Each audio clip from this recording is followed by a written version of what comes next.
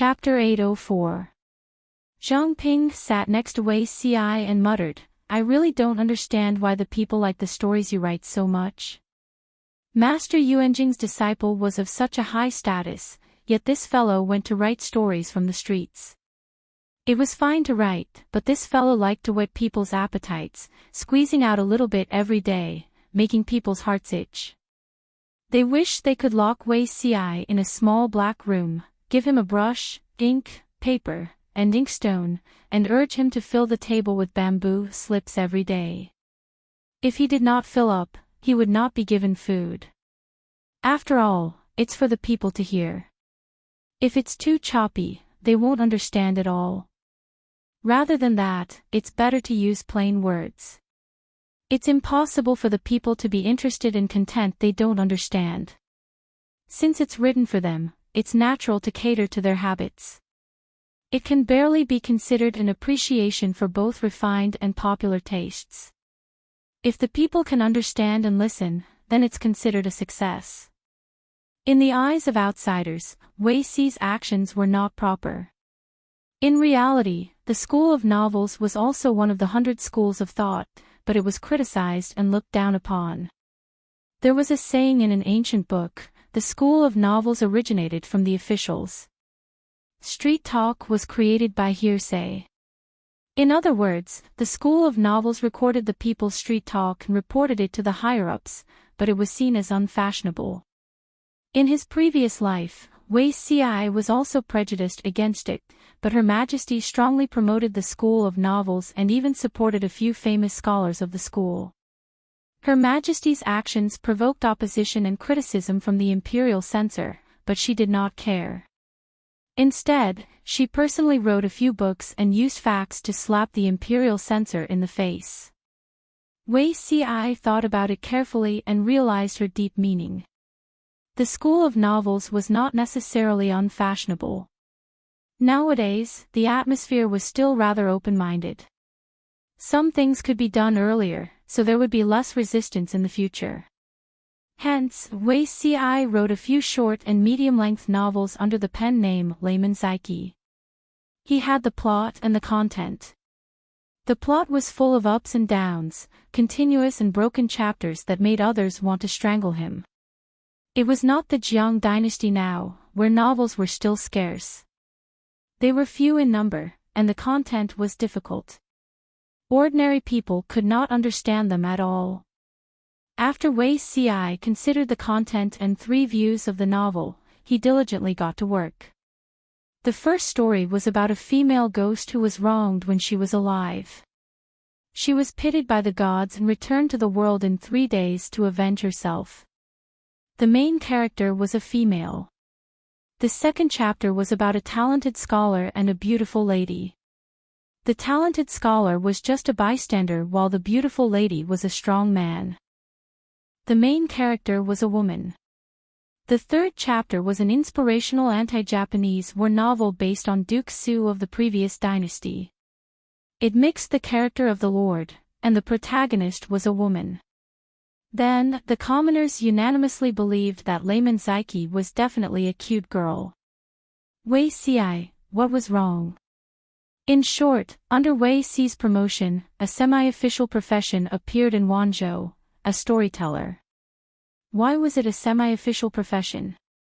This was because a storyteller could only have the right to tell stories in the taverns and tea-houses in Wanzhou if they had the permission and stamp of the prefecture government. Not only could they receive tips from the people every day, but they could also receive a fixed salary from the prefecture government. As for those storytellers without a stamp, although they could also find a stall to make a living, the content of their stories could not involve Wei Ci's novels. As for those with improper views, inciting the people, and fooling the world, they were even more forbidden. If they were caught, they would be fined.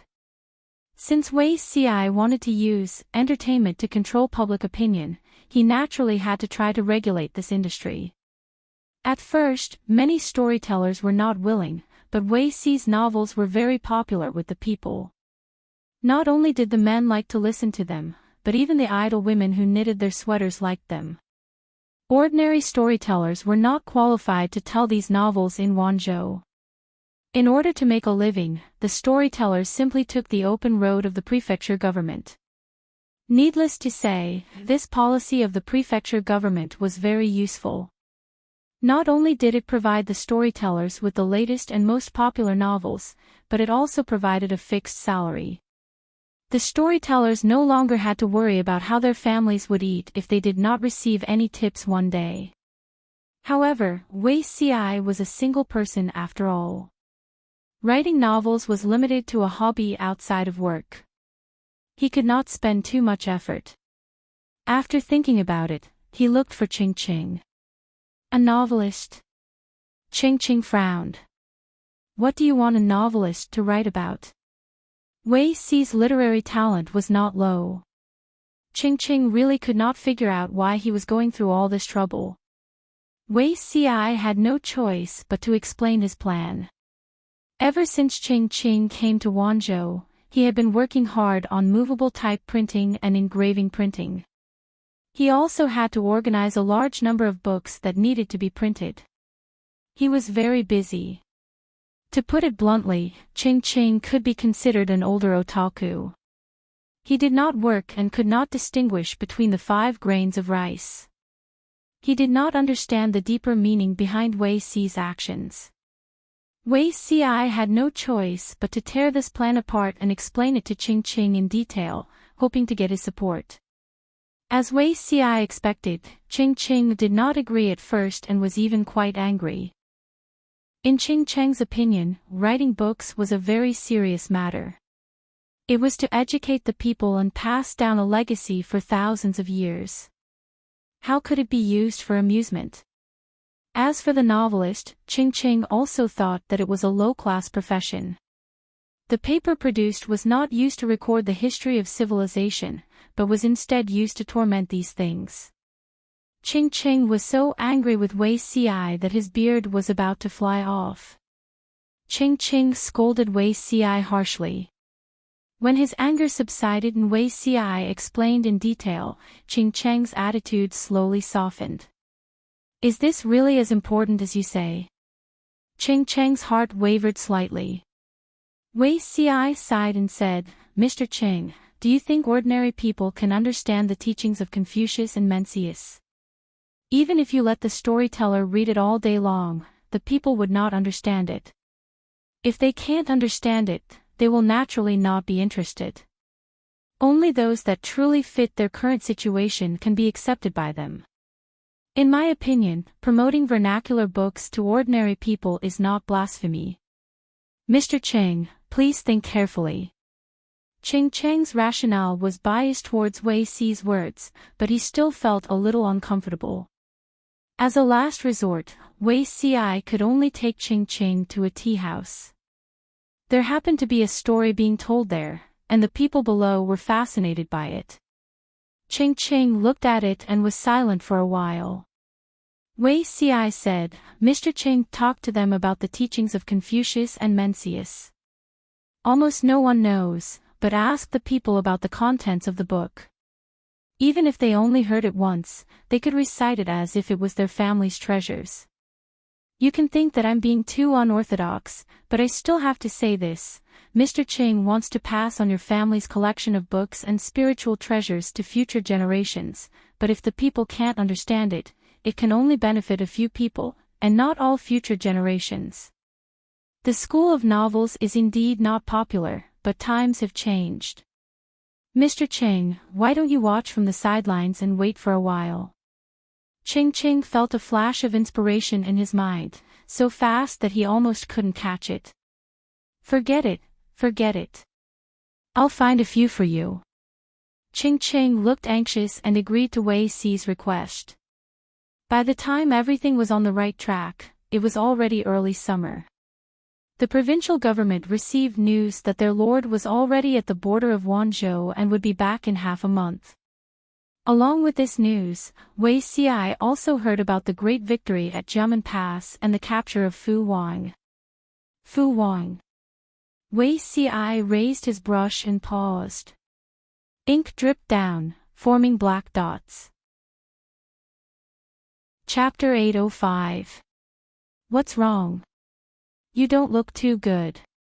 Is there something wrong with this Fu Wang? Su Ku rubbed his throbbing temples. Although his lord's transformation from a man to a woman did not cause a tsunami, there was still unrest in Wanzhou, especially among the landowning aristocrats of Shangyang County. The Feng family had maintained a state of silence, but the other aristocratic families were constantly making small moves. This was considered the best news in recent days. Su Ku wanted to share it with Wei Xi, but he did not expect Wei Xi's reaction to be a little strange. Su Ku was curious and asked casually. It was this question that pulled Wei Xi into the quagmire of memories. Memories related to Fu Wang surfaced in his mind. I've heard of Fu Wang before. Wei Xi adjusted his state of mind and restrained the shock in his heart, so as not to arouse Su Ku's further suspicion. Su Ku said, from the information we received, Fu Wang seems to be a valiant general working for the Meng family. I only hope that he's someone who knows his place. The Lord was a woman, so it was inevitable that she would bring some trouble. At this time, the internal department had to be more united and harmonious, and there could not be any different voices. Recently, Su Ku and the others had been worrying about it. The situation in Fengyi County and Qingde County weren't too bad. The former was where Jiang Pingji had established her power, and her foundation was the most stable. The latter had been devastated by the Red Lotus Group and didn't have any troublesome local bullies. Among the three counties in Wanzhou, Shangyang County had the least control. In order to completely unify the forces in Wanzhou, they could only think of ways to suppress the aristocratic families of Shangyang County, either by roping them in, alienating them, or making them unable to unite. As long as these people couldn't gather together and unite as one, these clowns wouldn't be able to do anything. At this time, Su Ku was most worried about internal unity. Wei Xi had given him a reassuring pill, which made Su Ku feel more at ease. He said, Fu Wang first served Fu Yang, and then he defected to the Meng family. In just a few years, he became the Meng family's most trusted general with his powerful martial strength. However, the Meng family was rather interesting. On one hand, they relied on Fu Wang, but on the other, they tried to rope him in and suppress him. It was quite a contradiction. With our Lord's magnanimity, she will definitely be able to take him in. As for Fu Wang's temperament, there's a little problem, but it's not a big deal. Hearing Wei Xi's words, Su Ku instantly felt much more at ease. As long as he wasn't a troublemaker who didn't fit in with the group, he wasn't worried. Su Ku then asked, what's wrong with this person? After all, they would be new colleagues in the future. It would be easier to get to know them in advance. Wei Xi lowered his eyes slightly, his thick and long eyelashes casting two exquisite shadows. He smiled and said, Fu Wang's biggest problem is that he is fickle. Su Ku exclaimed in surprise. What did she mean by capricious? He thought that only women could be described as fickle. If it was applied to a man, then it meant that the man. Su Ku frowned. You're saying that this person is disloyal. If he was disloyal, how could this be considered a harmless fault? He had a good impression of Fu Wang and did not want him to be ostracized by Su Ku because of this. It can't be considered disloyal. Xiao Yu also knows that Fu Wang is a child raised by a pack of wolves. Wolves were far more straightforward than humans. They respected and supported the strong. This was an innate instinct. Once the master is weak and the subordinate is strong, he might not be convinced. Speaking of his previous life, Fu Wang's experience was quite interesting. It could be called a model of job hopping. Fu Wang was adopted by Fu Yang at first. He was Fu Yang's right-hand man and half his son. The father-son relationship was very deep. Later, Fu Yang died of old injuries. Fu Wang brought Fu Yang's old subordinates to seek refuge with the Mengs. they still lived well. The main point was that the master of the Mangs died of malaria. The heir was a good-for-nothing. He failed miserably and was finally abolished by Fu Wang. After Fu Wang took over the power of the Mangs, he accepted Prince Changshu's recruitment and became his most trusted general. However, Prince Changshu was also a good-for-nothing. He was a blind man. Logically speaking, Prince Changshu's camp was full of talents. There was Qiguan Rang in the literary field and Fu Wang in the military field. Even if he could not become a powerful feudal lord, at least he would not die so tragically. However, this fellow had just gained a foothold and was arrogant. He was surrounded by a group of sycophants. Not only did he alienate Qiguan Rang, but he also threw him into prison. He was guarded against Fu Wang and even dreamed of taking away his military power. To his delight, Qiguan Rang ruthlessly killed his old master and opened the city to welcome Her Majesty. As for Fu Wang, this fellow had sharp senses. He predicted danger ahead of time and found an excuse to retreat with his troops. He sought refuge with the next family. Do you know who the next family is? The next family is the Su brothers from Zhe County. The younger brother, Su Fei. Did everyone think that this was the end of the job hopping? Of course not. Fu Wang first sought refuge with Su Fei. However, Su Fei was a funny man. Not only did he use his military power, his governance was also a mess. He caused the wilderness to stretch for thousands of miles and the people had no way to live.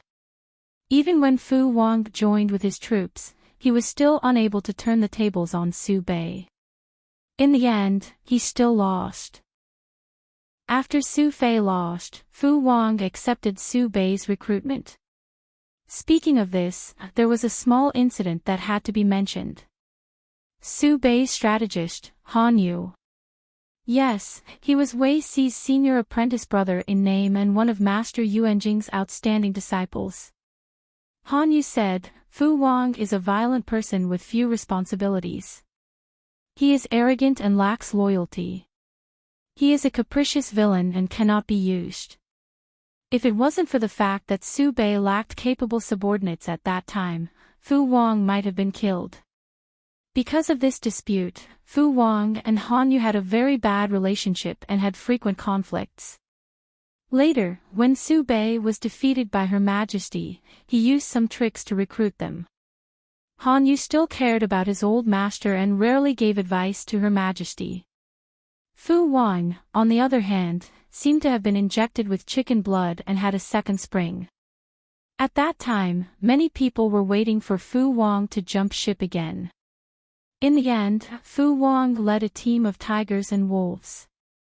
As for Han Yu, he was cautious by nature and did things meticulously. If it weren't for that incident, he would probably have died of old age. What incident? Han Yu's wife was from a prominent aristocratic family. Her family background was extremely high. However, Her Majesty had affected the fundamental interests of the aristocratic family and had reduced their power over and over again. A few aristocratic families had secretly joined forces and wanted to overthrow the palace. After all their efforts failed, Han Yu was implicated and committed suicide to escape punishment. Fu Wang was ordered to confiscate the property of the traitor. Han Yu was also implicated. He felt humiliated and wrote a 10,000-word confession letter and committed suicide by swallowing gold. It had to be said that the dispute between Han Yu and Fu Wang had an inexplicable sense of déjà vu. Before Han Yu died, he secretly sent a letter to Wei Si. Every word was written with blood and tears. Wei Si had mixed feelings when he read it. After reading the whole letter, there was only one feeling: Han Yu died unjustly. When Han Yu was young, his family was involved in an unjust case. As a result, his family fell into disgrace. At the same time, his temperament changed drastically. After the establishment of the Jiang Kingdom, he was entrusted with the important task of revising the law. Chapter 806. This life was interesting. Not only did Han Yu's fate change, but he also avoided the tragedy of almost exterminating his family. Even Fu Wang entered the Lord's tent ahead of time. Wei Xiai searched through Fu Wang's memories in his mind. He only remembered that he was a strong, burly, and energetic martial artist. It would have been better if Wei Xiai hadn't mentioned it. Su Ke's brows furrowed tightly. According to what Zixiao said, Fu Wang is not a good person. I'm afraid he can't be put in an important position. Su Ke's influence on Fu Wang fell into the negatives. A person who could not guarantee his loyalty was a potential traitor. Wei Xiai smiled and said, Xiaoyu's words are wrong. Not only will the Lord not let Fu Wang be idle, but she will put him in an important position. Su Ke couldn't help but say, but didn't Zixiao say that Fu Wang, he usually stayed silent, but once the Lord's power was weak, he would pounce and bite back. How could such an ingrate be used? Wei Xi's smile disappeared. His eyes were bright and full of confidence. He said, the Lord can subdue this wolf. Xiaoyu should be rest assured. Su Ke was speechless when he heard this. Wei Xiai continued, don't be fooled by Fu Wang's rough personality. He is very meticulous and is best at capturing the emotions of others. If Xiaoyu has a grudge against him, he will know. He might not say it on the surface, but he might have a knot in his heart. He is a newly surrendered general and has only been with the Lord for a short time. He is not loyal. If he feels that he is being targeted, I'm afraid it will be more difficult to deal with him. Su Ke frowned. He understood Wei Xi's worries and could only say, I will take note of this. The new company still needed a period of probation to recruit people. In this era, Fu Wang was also a newcomer who needed to be observed. As an old man, Su Ke had the obligation to mediate internal conflicts. Even if they were not a family, at least they could not have unresolvable filth. Wei Xiai knew the burden on Su Ke's shoulders. He patted him on the shoulder and comforted him. You will know when you meet him. Su Ke nodded.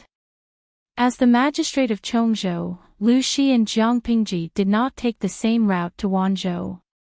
The father and daughter separated halfway. When Jiang Pingji went to the alliance meeting, she only had a little more than 10,000. When she came back, she had nearly 20,000. The newly added soldiers were all elites. Yes, Fu Wang had surrendered. As for the details of his surrender, I won't go into too much detail. It can be summed up in a few sentences. What if a surrendered general doesn't surrender? Just a beating would do. What if a beating was still not enough? Beat him up again. Fu Wang boasted that his martial prowess was the best in the world, but he was captured by Dian Yan in his carelessness. When his injuries were more or less healed, he found out how he had knelt down. He had mistakenly ingested a large amount of sleeping grass. Fu Wang scratched his ears and cheeks, unable to figure out how he had mistakenly ingested sleeping grass to the point of making a mistake on the battlefield. Sleeping grass did not grow anywhere. Most of them grew in the Cangzhou grasslands and were rarely seen in other places. In other words, the origin of the sleeping grass that Fu Wang ate was very suspicious. Adhering to the principle that even if he were to die, he had to die knowing the truth. Fu Wang went to find out the truth. However, the truth was too cruel. After he found out, he was dumbfounded. Lust is like a knife above your head. Jiang Pingji mocked mercilessly. She used her body and spirit to attack Fu Wang. With this lesson, Fu Wang probably wouldn't dare to have any romantic affairs while marching in the army. In fact, if Fu Wang hadn't been too arrogant and believed that he would definitely win this round, he wouldn't have fallen for Huijuan's honey trap. Fu Wang felt that he needed some time alone. After a moment of silence, he asked Jiang Pingji, "What about the lady from that day?" Jiang Pingji snorted coldly. She felt that Fu Wang hadn't been tortured enough. He was still thinking about the beauty. Why are you asking this? Jiang Pingji glanced at Fu Wang coldly and nobly. It was one thing for this guy to pledge allegiance, but it was another for him to covet Hui Jun. In short, she wouldn't let Hui Jun continue to sacrifice herself. Her priority was to throw Fu Wang, the wolf, out of the sheep pen. Fu Wang said, "A day as husband and wife means 100 days of love." Jiang Pingji was speechless. Before she could react, the audience in the streaming room added fuel to the fire. The bullet screen was unusually meaningful. Mo Ling Yin, a day as husband and wife means 100 days of love. Is the day, in this pervert's words, a verb or a noun? Late obsessive-compulsive disorder, whether it's a verb or a noun, this wolf wants to covet this lady. I can't tolerate it. Continue to beat him. Juyuashinga, I absolutely can't tolerate it. Jiang Pingji took a deep breath. She looked at Fu Wang and called him by his surname and courtesy name. Fu Jingtu, that's my personal maid. In the aristocratic families, personal maids were mostly reserved concubines of their male masters. If there were no accidents, most of them would be taken in. Fu Wang was surprised for a moment. His expression became a little ugly. He immediately slapped his forehead and said, "My lord, you're not a woman." If Jiang Pingji was a man, her words would be a warning to Fu Wang not to covet a woman who didn't belong to him. But his lord was a woman. Fu Wang was still very upright. Only men and women could have a future. Women and women had a pure relationship. Jiang Pingji retorted, "Can you beat me? Don't talk nonsense if you can't beat me." Fu Wang was speechless. If he still didn't understand, he wouldn't have lived until now. His lord was protecting Hui Jun. She didn't want him to have any further involvement with her. Fu Wang felt a tightness in his chest. There was an indescribable discomfort in his heart. He wanted nothing more than to vent his anger violently. What a coincidence. My lord, please give me some pointers. Fu Wang issued a challenge to Jiang Pingji. Yang Si and Feng Zhen, who had rushed over after hearing the news, looked helpless. Compared to their helplessness, the other soldiers seemed to be on steroids. They surrounded a huge field and watched the fight. Fighting easily made one's adrenaline soar, not to mention that both parties were good at martial arts. Seeing that the fight between the two was getting more and more exciting, the situation was getting more and more intense, the surrounding soldiers lost their composure. One by one, they shouted and cheered. Fu Wang's old subordinates naturally supported their general, but Jiang Pingji also had a group of die-hard fans. When the fight between the two reached its climax, the cheers and cheers of the soldiers resounded through the sky. They were so noisy that even the guards outside the tent could hear them. The atmosphere was extremely lively. To outsiders, Fu Wang and his lord were evenly matched. It was very intense. As the person involved, Fu Wang had an unspeakable bitterness. He could feel that his opponent hadn't used her full strength at all. She looked tired and sweaty, but she looked like she was at ease. The feeling of punching with all her strength but hitting cotton was not a good one. Why didn't Jiang Pingji defeat Fu Wang? Instead, she was evenly matched with him. Firstly, Fu Wang's reputation among his old subordinates was too high. As long as Jiang Pingji fought to a draw with him, it would be enough to earn the favor of the surrendered soldiers. Secondly, by the same logic, if she easily won against Fu Wang, his old subordinates would definitely feel uncomfortable. They might even reject her. The current size was just right. She could publicize Jiang Pingji's reputation and make the surrendered soldiers accept her. At the same time, she could preserve Fu Wang's reputation.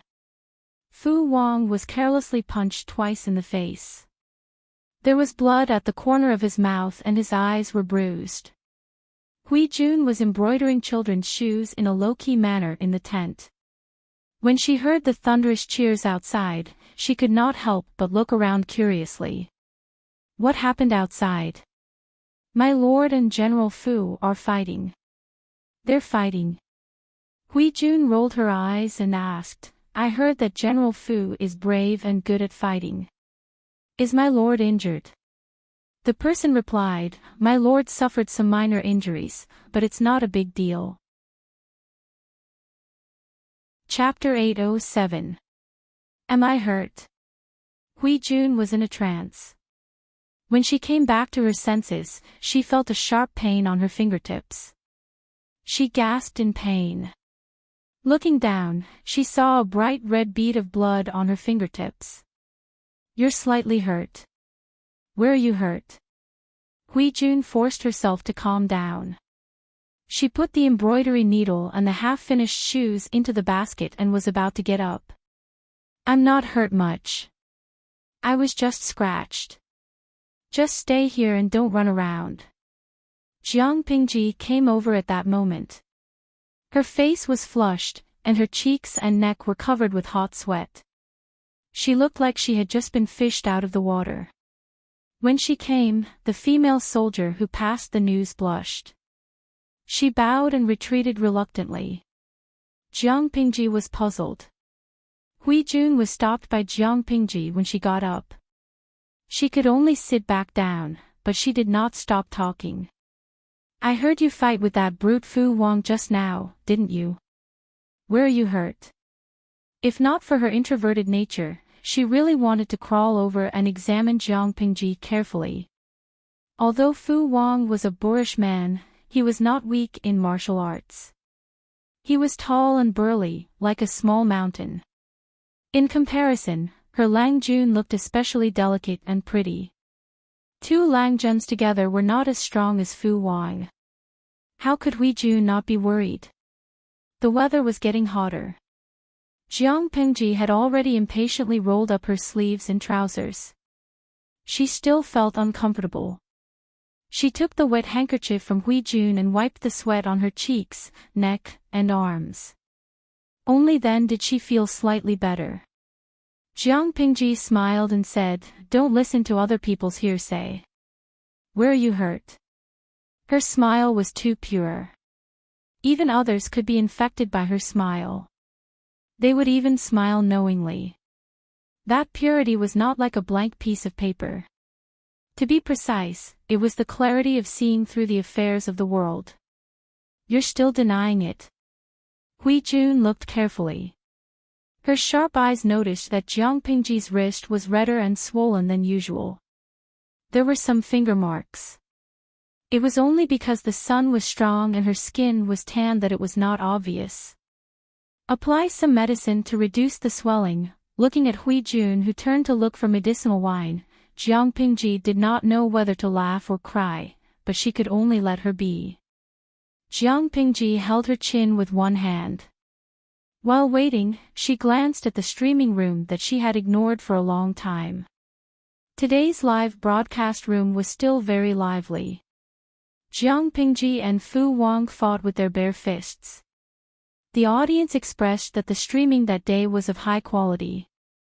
It was a martial arts blockbuster no matter how it was edited. More importantly, they were watching from Jiang Pingji's point of view, so they had a sense of immersion. They faintly felt the thrill of transforming into a peerless master and beating up a child. What was even better was that after beating the little kid up, there was a gentle and virtuous lady by his side who was concerned about his well-being. The viewers in the live stream were extremely envious. Why didn't they have such a gentle and virtuous lady by their side? Not to mention someone as gentle as Hui Jun, even if she only had 10% of her gentleness, it would be fine. Li Wushuang, the women around me can carry a 20-liter bucket of water and climb up and down. They are definitely tough women. Liu Sijilianming, I'm so envious of the streamer. I watch the live stream every day. As a man, I want to raise the lesbian flag. Shui Mo Nian Nian, I feel like gender doesn't matter in the live broadcast room. As a senior fujoshi, I really want to throw myself into the arms of romance. Drifting with the tide, little ding ding, hee hee, whether it's romance, or yuri, my streamer can do it easily. Do you believe that? Love 36 stratagems. I believe, of course I believe. My streamer is the Lord. Do you understand that she's the main attacker?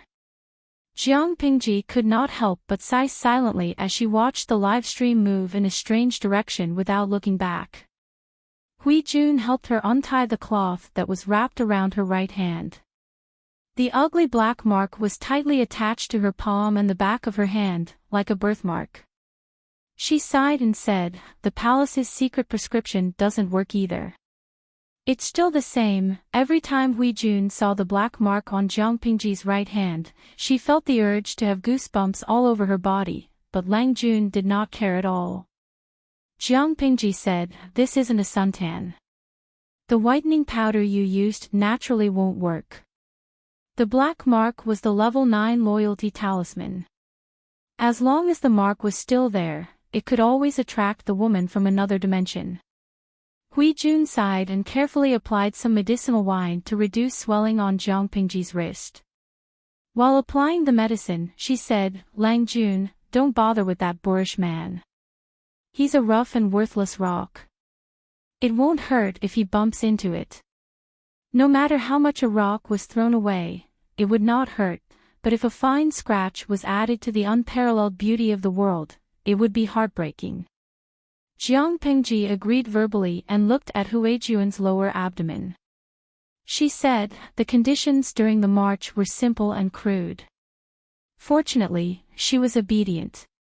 Huijuan's cheeks turned red. Her appetite had been very poor these few days.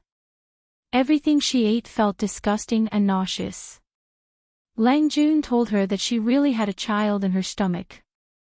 "How long has it been? How can you be sure?" Due to the rules of the women's camp, Jiang Pingji did not want to reveal that Hui Jun was pregnant, so she did not hire a doctor to take Hui Jun's pulse. Hui Jun wholeheartedly agreed with Jiang Pingji's decision. Regardless of whether Hui Jun was a soldier of the women's camp or not, in the eyes of outsiders, Hui Jun was a female soldier of the women's camp. The women's camp was already very secular, and it was difficult for them to walk. If there was news that a woman in the military camp was pregnant, how could her reputation be maintained? Since she could not hire a doctor, Hui Jun could not be sure whether she was pregnant or not until Jiang Pingji gave her a definite answer. Jiang Pingji did not know how to take pulses, but her mental brain was strong and she was especially sensitive to mental aura. There was another weak mental wave on Huijuan's body. This was a sign of a new life. In short, you still have to be careful. Don't tire yourself out on a daily basis. Although they did not rush on their journey, marching all day was tiring. For a pregnant woman who was still in her first month of pregnancy, it was enough to be fatal. Jiang Pingji could only let Hui Jun ride Little White. Even the saddle, reins, and stirrups on Little White's back were modified to make it as comfortable and light as possible. It looked a little gaudy. Fortunately, Little White's temperament was gentle. It did not make a fuss and was as obedient as ever. Hui Jun pursed her lips shyly.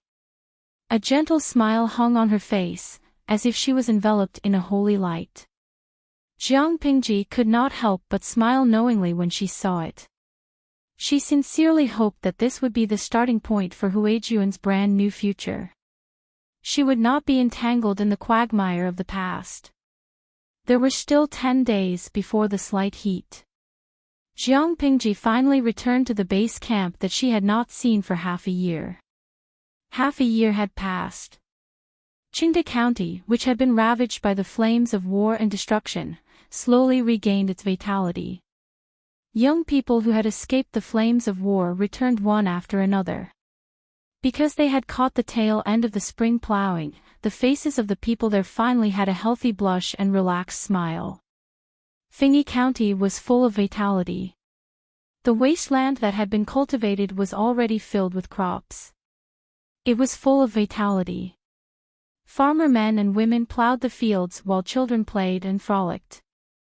Chang'an district was a small district that had been tried out in the first year of the method of stationing the fields. Now, it had taken on a new look. Farming could be seen everywhere.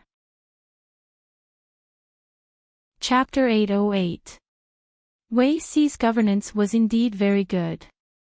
The originally vague method of stationing land became a reality step by step under his arrangements. Based on the amount of land that had been reclaimed, if God gave them some face this autumn, not only would the food shortage in Wanzhou be completely solved, but there would also be enough surplus to support Jiang Pingji's army in 2 years of war. They would no longer have to scrimp on food and clothing, and the people would no longer have to starve to death. As for Shangyang County, one of the 3 counties in Wanzhou, there was now a new atmosphere. Su Ku and the others were also smart. While they restrained the local gentry in Shangyang County, they also thought of ways to win over the people and win their hearts. No matter how capable the gentry were, once they lost the power of public opinion, the right to speak, and the strength of their armed forces, they were just tigers without teeth. Feng Jin and the others fought back and forth with the local gentry in Shangyang County. Although they did not bleed or get hurt, they were tired and their heads hurt. What was gratifying was that Jiang Pingji had become the official magistrate of Wanzhou. Outsiders could no longer use unjustifiable as an excuse to attack her. So what if she was a woman? The Lord was still the Lord. She could fight anyone who disagreed with her. As for the victory at Jiamen Pass, the capture of the Meng's top general, Fu Wang, and his elite troops, that was just icing on the cake. Everything was going in a good direction. Jiang Pingji returned victorious. When they heard the news, the people watched the army enter the city with reverence, joy, and curiosity. Because Jiang Pingji was so close to the people, she often brought Jiang Ping and the others around, so the people were no strangers to her face. However, they still could not believe that such a handsome young man was a girl. So many beautiful women had their hearts set on her, but they did not expect her to be a girl. That was a big joke. On the day they entered the city, Jiang Pingji changed her clothes for the first time. She didn't wear a brown dress to deal with it. Instead, she wore a modified plain dress and combed her hair into a simple bun. Her thick black hair was like a black waterfall, parted in the middle, loosely covering her ears, and the rest of her hair was tied up in a bun at the back of her head. However, perhaps it was because of his attire, the once heroic young man looked a little more feminine now. The people were still stunned and rubbed their eyes, afraid that they were seeing things. They stared again and again, and they were sure that it was a woman. This time, the surrounding commoners were in an uproar as they discussed among themselves. Just as the soldier's jaw tightened and he put on a look as if he was facing a formidable enemy, fearing that the people would riot, a light pink handkerchief with a strong fragrance tied to a sachet flew into Jiang Pingji's arms. She caught it in front of everyone's eyes. Jiang Pingji held the sachet in surprise. She tied the handkerchief around her mouth into a beautiful and delicate bow. She did not need to open the sachet to know that it was filled with spices and not something to attack people. In other words, the owner of the sachet threw the sachet to express his love, and not because of the attack that the audience was worried about. Amused, she raised her head and looked in the direction the sachet came from. She met a pair of familiar eyes. Sheng Wanwan glanced at her shyly, then covered her face and moved away from the window on the second floor under the watchful eyes of the crowd. Jiang Pingji laughed involuntarily and muttered to herself, "This girl, Li Yun, who was about 20 feet away from Jiang Pingji, expressed his hurt and his heart was broken."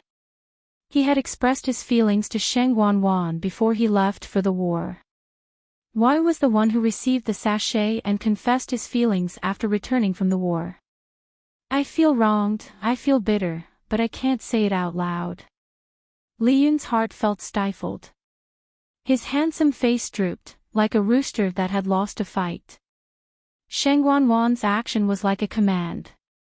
All kinds of sachets, handkerchiefs, and fresh flowers swarmed over from the crowd. Cheers resounded through the sky. Fresh flowers lined the streets, the people's hearts. Jiang Pingji asked people to carefully keep the sachets, handkerchiefs, and other items. Among the crowd, Wei Xi heaved a long sigh of relief.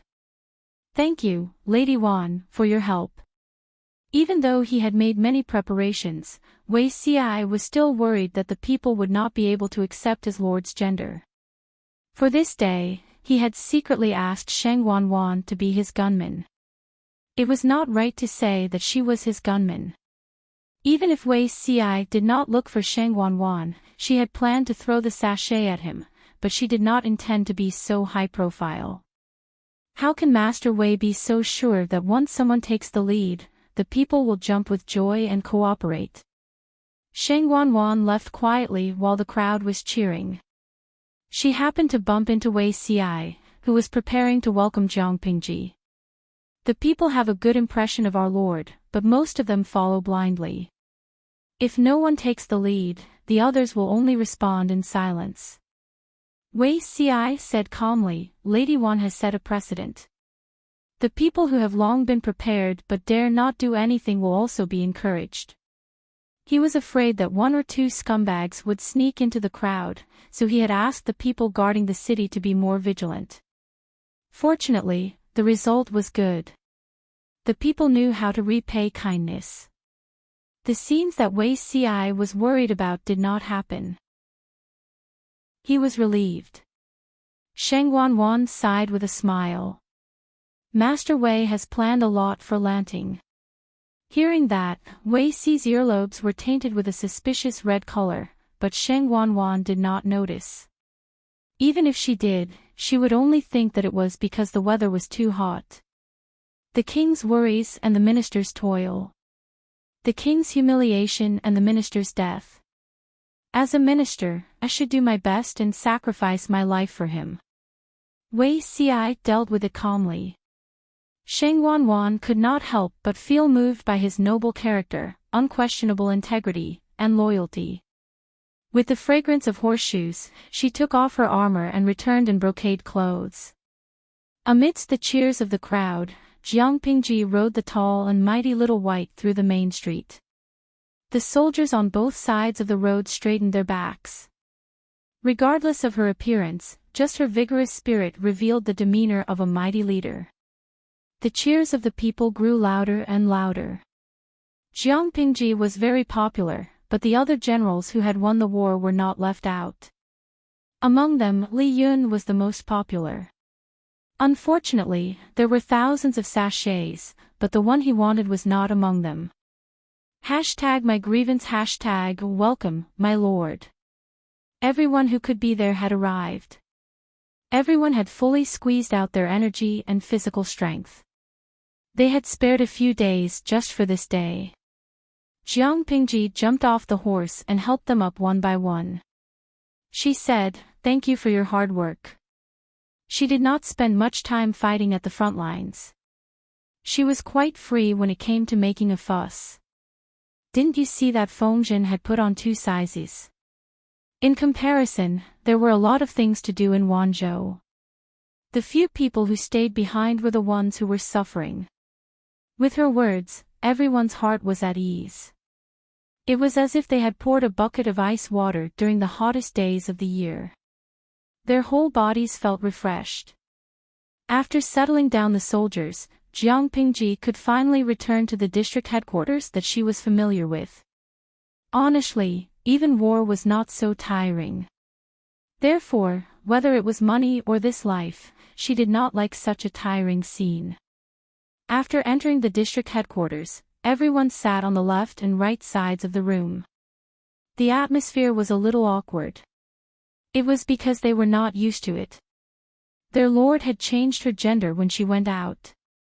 Thinking of their lord's previous style, they could not bear to look at it. Chapter 809. To be honest, a boss who didn't give people time to prepare would definitely be scolded by his subordinates in the world of the streaming room. Su-ko and the others weren't ordinary people. They were very serious about the work they were responsible for.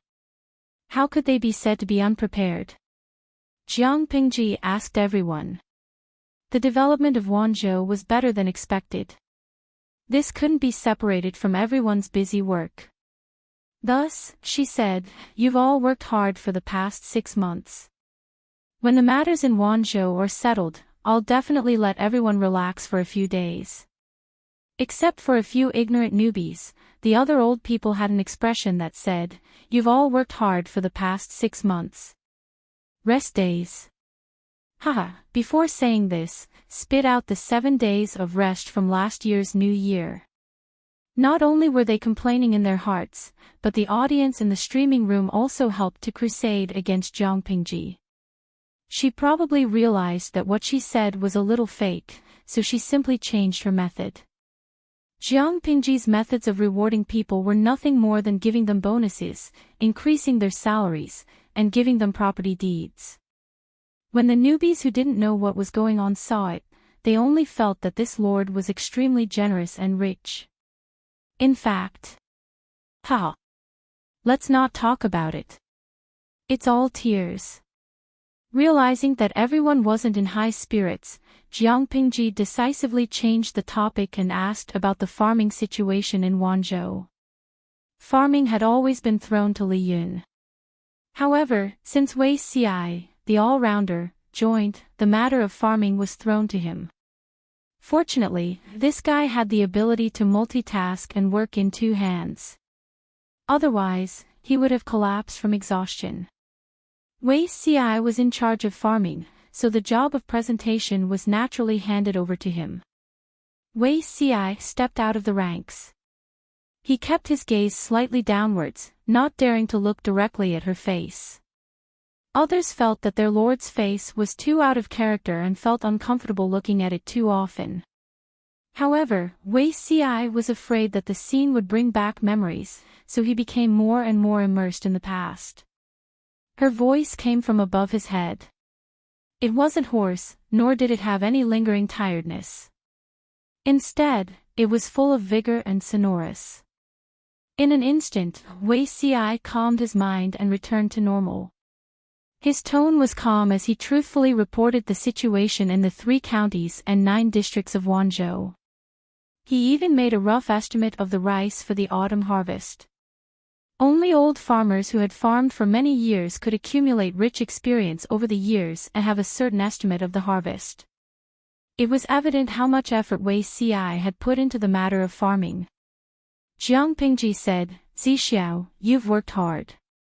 The words stabilize Wanzhou seemed light and airy, but they were actually extremely heavy. That was because this was not something that could be settled by destroying the Tsing-Yi army or the Red Lotus group. Compared to the main factor, whether it was the Tsing-Yi army or the Red Lotus group, they could only be classified as secondary factors. The foundation of stabilizing Wanzhou was to reduce the number of refugees. In other words, it was to give the refugees a way out, to let them return to the countryside and have a stable living space. The more refugees there were, the worse public security would be. When they gathered together, it was easy to cause unrest. If the Tsing-Yi army was annihilated, there would always be the White Shirt Army or the Yellow Shirt Army emerging. If the Red Lotus group was annihilated, there would be the Green Lotus group or the White Lotus group rising from the ashes. The original intention of the army farming law was not only to solve the food shortage, but also to reduce the number of refugees and stabilize the situation. Wei Xi did a great job in this aspect. Jiang Pingji could not even think of anyone who could do it better than him. It was not only the method of stationing land, but also the post-war compensation that was given to him previously. Wei Xi was also conscientiously doing it. These things could not be accomplished overnight, and the amount of time and energy needed was unimaginable to outsiders. For Wei Xi, the 6 words she said were the greatest affirmation and reward for him, far surpassing all glory. Wei Xi took the opportunity to restrain his emotions and maintain his composure. Others might not be able to see the flaws, but Jiang Pingji secretly frowned. After asking about the situation of farming, Jiang Pingji asked about Luoyue's military training and recruitment. Upon hearing the news, Luoyue stepped out of the ranks and gave a concise and comprehensive account of the key points so that Jiang Pingji could have a general understanding. She said in surprise, "The number of the female battalion has increased a lot." After all, the female battalion was still an existence that had been criticized. Even in a place like Wanzhou, there were not many women who were willing to endure hardships to be female soldiers. Most of the female soldiers who were recruited previously had gone through war and suffering. Each of them had their own bloody past. Jiang Pingji had also deliberately controlled the recruitment standards for the female battalion, so the number of female soldiers had not increased. She did not expect that in the 6 months that she had been away, the size of the female battalion had increased by 1/3. It was a rapid improvement. When it came to the female battalion, Jiang Pingji naturally had to ask a few questions. Jiang Nongqin was fully in charge of the female battalion.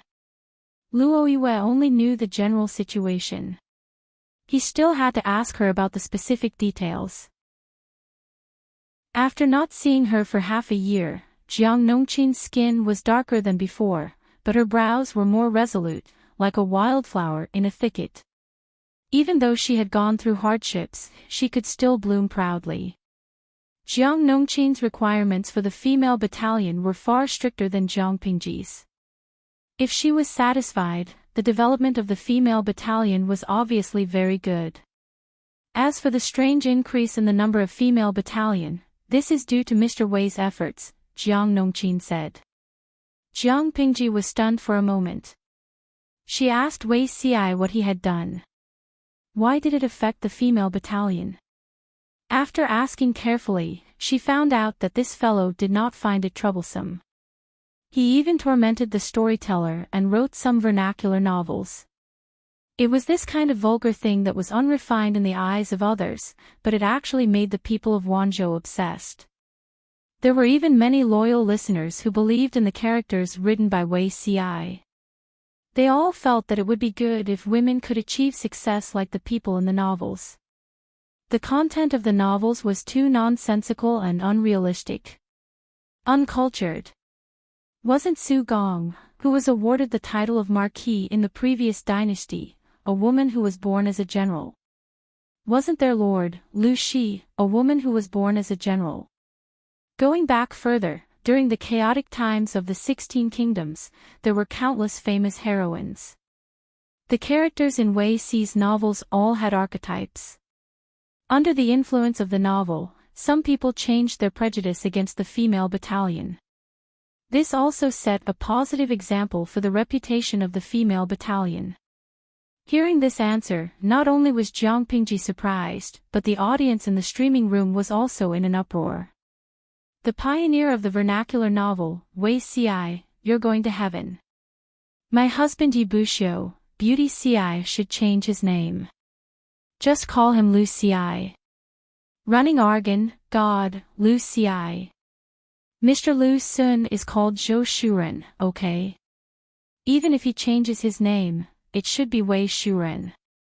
Xinzue, am I the only one who is curious about the novel written by Beauty Xi? Is there any content that is like a veteran? My young valley master, Beauty Xi is such a reserved person. Why would he write that kind of indecent content? Even if he did write, it would be subtle and obscure. It's not as crude as you think.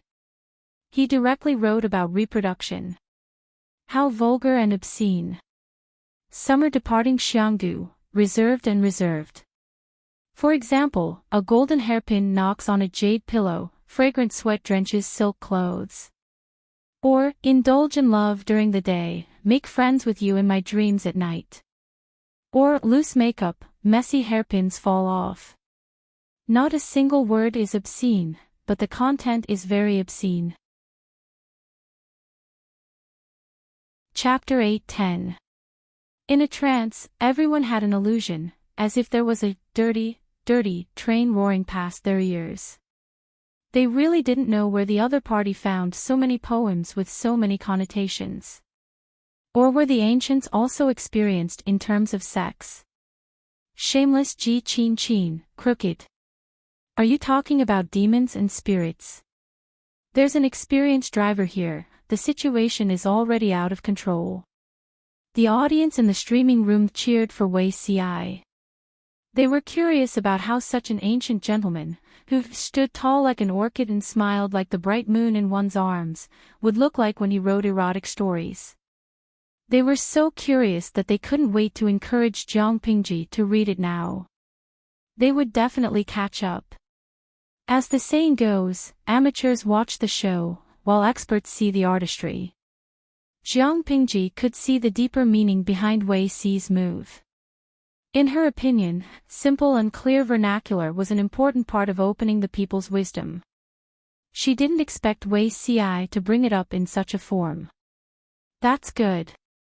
I'm afraid it's been hard on you these days. She smiled and gave affirmation. Fulfilling one's duty is the duty of an official. There's nothing hard about it. Wei Ci still maintained a humble attitude, but he secretly breathed a sigh of relief. In the eyes of others, such vernacular novels were no different from saliva, but wasn't it also one of the channels for spreading words? The people couldn't understand it, let alone remember those awkward sentences. The simpler and more straightforward it was, the more it could be accepted by the people at the bottom. Everything had to be done step by step, steadily and surely.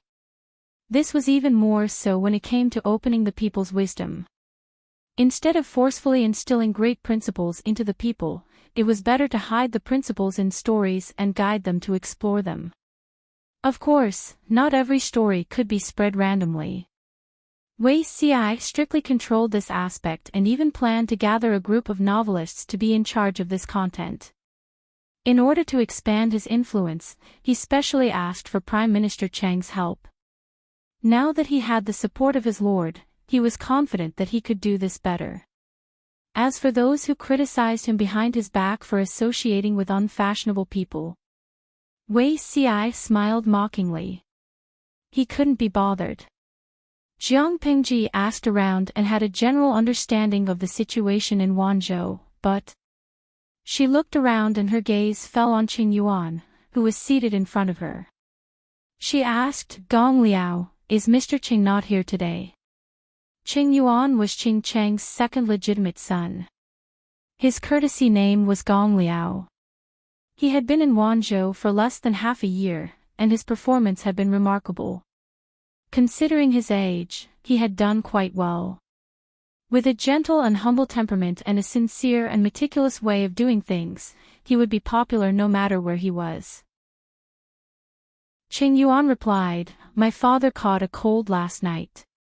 He was checked by the doctor this morning, but his condition is very serious. He is still bedridden. There was a worried look on his face. It was obvious that Qing was really sick. Jiang Pingji hurriedly asked, Mr. Qing fell ill. What did the doctor say? Qing Yuan said, The doctor said that my father was too worried and busy, and the cold caused the accumulated illness. Advantage, too busy. Jiang Pingji's expression froze, and she felt a little guilty. In the eyes of an outsider who didn't know the truth, Qing must have fallen sick from exhaustion because she exploited him too much. But Jiang Pingji really didn't cheat Qing. How did you fall sick from exhaustion? She frowned. Qing Yuan realized that he had said something wrong and hurriedly tried to remedy the situation. My father is getting on in years. Recently, he has been troubled by the annotations. My mother has tried to persuade him several times, but he refuses to rest. Qing Yuan's face was full of a helpless smile. He said, My father has a stubborn temperament. It is extremely difficult for others to shake his decision. Ching fell ill not because Jiang Pingji exploited him too much, but because he overestimated his physical strength. He was busy and refused to rest. Yesterday, he was also busy until late at night. He took a cold shower because he was greedy for the cold, and he didn't pay attention when he slept. Then he fell ill. Jiang Pingji asked in surprise, "Annotations? What annotations?" Qing Yuan said, "My father said that the annotations were inspired by Zixiao. The classics and historical collections are too obscure, and there is no unified sentence reading for each article. This causes the teacher to read sentences inconsistently when teaching students, causing them to misunderstand certain articles. My father has been thinking about how to mark simple and clear sentence reading, annotate the controversial articles, and lead the way for future generations." What was sentence reading? In ancient times, the place where the word stopped was called sentence or reading. Nowadays, the articles were all sentences. There were no so-called punctuation marks. The articles were stacked together. For example, if a web novel did not have any punctuation marks or paragraphs, what would that mean? Many sentences were passed from teacher to student. It was inevitable that there would be errors in the process of transmission. Some teachers even cherished their own knowledge and did not even bother to teach the students the correct sentence reading. It was really shocking. Ching had been worrying about this matter for the past few days. Wei Si's vernacular words gave him some inspiration. Hard-tongued classical Chinese would cause people to have different understandings of the same sentence, and thus lead to wrong interpretations. What about the most straightforward vernacular words? It could not be that there would be people who would chew on the words, take them out of context, and pass on the wrong understanding everywhere, right? If this annotation could be done well, the difficulty of students studying in the future would be greatly reduced, and many unnecessary misunderstandings would be avoided. However, there was no first place in literature, and no second place in martial arts. The same article could be interpreted differently by different people. Ching alone was not qualified to annotate all the books in the world. Even if he worked hard to do it, would others admit it? This was a difficult problem, and it worried Ching. Another difficult problem was sentence reading. He planned to use symbols with a certain meaning to break sentences, but sentence reading could not be decided by one person's opinion. The same sentence with different sentences had completely different meanings. Ching still had a lot of things to worry about. Under so much pressure, would Ching fall ill? Whether it was sentence reading or annotation, any one of them could cause the scholars in the world to criticize him. To put it bluntly, who was Ching? What right did he have to call himself the world's teacher? Yes, if these two things were really done, Ching would definitely leave his name in history. To put it bluntly, all the students who benefited from him would regard him as a half-teacher. Jiang Pingji saw the internal trouble at a glance. She said, "This matter is indeed tricky. I'm afraid it will be difficult for you to do it alone. Why don't you wait for the situation in the north of Dongqing to stabilize before you publish the literature examination and invite the scholars in the world to participate in the grand event?" Qing Yuan sighed. He and Jiang Pingji had the same opinion, but his father was too stubborn and would not turn back until he hit a brick wall. Only when the Lord's power was stronger would Chang's words carry more weight, and he would encounter less resistance. He planned to persuade Ching after his condition improved. This kind of thing was very likely to cause the world's scholars to criticize him. It was better to be cautious. By the time Jiang Pingji finished her work, the orange sun had gradually sunk into the horizon. Chapter 8:11. It was a celebration feast, but it was more like a welcoming feast. Today's main character wasn't Jiang Pingji, but the three newbies who had just joined the group. After Feng Jin and the others secretly observed them, they were quite satisfied with the other two, except for Fu Wang. Qi Kuang was originally a centurion under Yang Tao's command, but because of his inconvenient legs and ugly appearance, he had never been put in an important position. Because of these experiences, Qi Kuang had a quiet personality and didn't easily talk to people. He looked like a pragmatic person who didn't cause trouble. The forces in Wanzhou today needed people like him who lived a lot and talked little. At least they wouldn't cause trouble and easily get involved with people. Xiao Guang had originally worked under Su Pei's command, but because his presence was weak and his background wasn't good, he hadn't been put in an important position for many years. Compared to Qi Kuang, Xiao Guang was quite talkative and tactful. No matter what others said, he could respond. Plus, he was recommended by Feng Zhen, so everyone had a good impression of Xiao Guang. Even if they didn't trust Xiao Guang, they had to trust Feng Zhen, right? The only one who didn't fit in was Fu Wang. He looked like a lone wolf that had left the group, and there was an indescribable arrogance in his eyes. It wasn't that they didn't want to interact with Fu Wang, it was because he was too cold and full of killing intent. The only thing missing was the words "strangers do not approach" written on his face. Among everyone present, the only one who had some friendship with Fu Wang and was naturally kind to him was Meng Hun. "General Fu, it's so boring to drink alone. Let me toast you." "Thank you for your advice back then." Meng Hun sighed in his heart and turned to toast Fu Wang, who was sitting next to him. Fu Wang was 5 or 6 years younger than Meng Hun, but his qualifications and achievements were far higher than Meng Hun's. It was only right for the latter to be modest.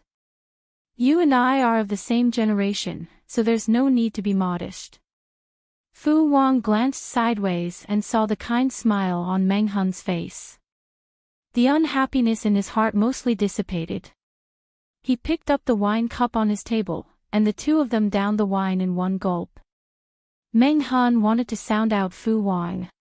It wasn't that he was gossipy, but he wanted to use this opportunity to help Fu Wang integrate into Wanzhou as soon as possible.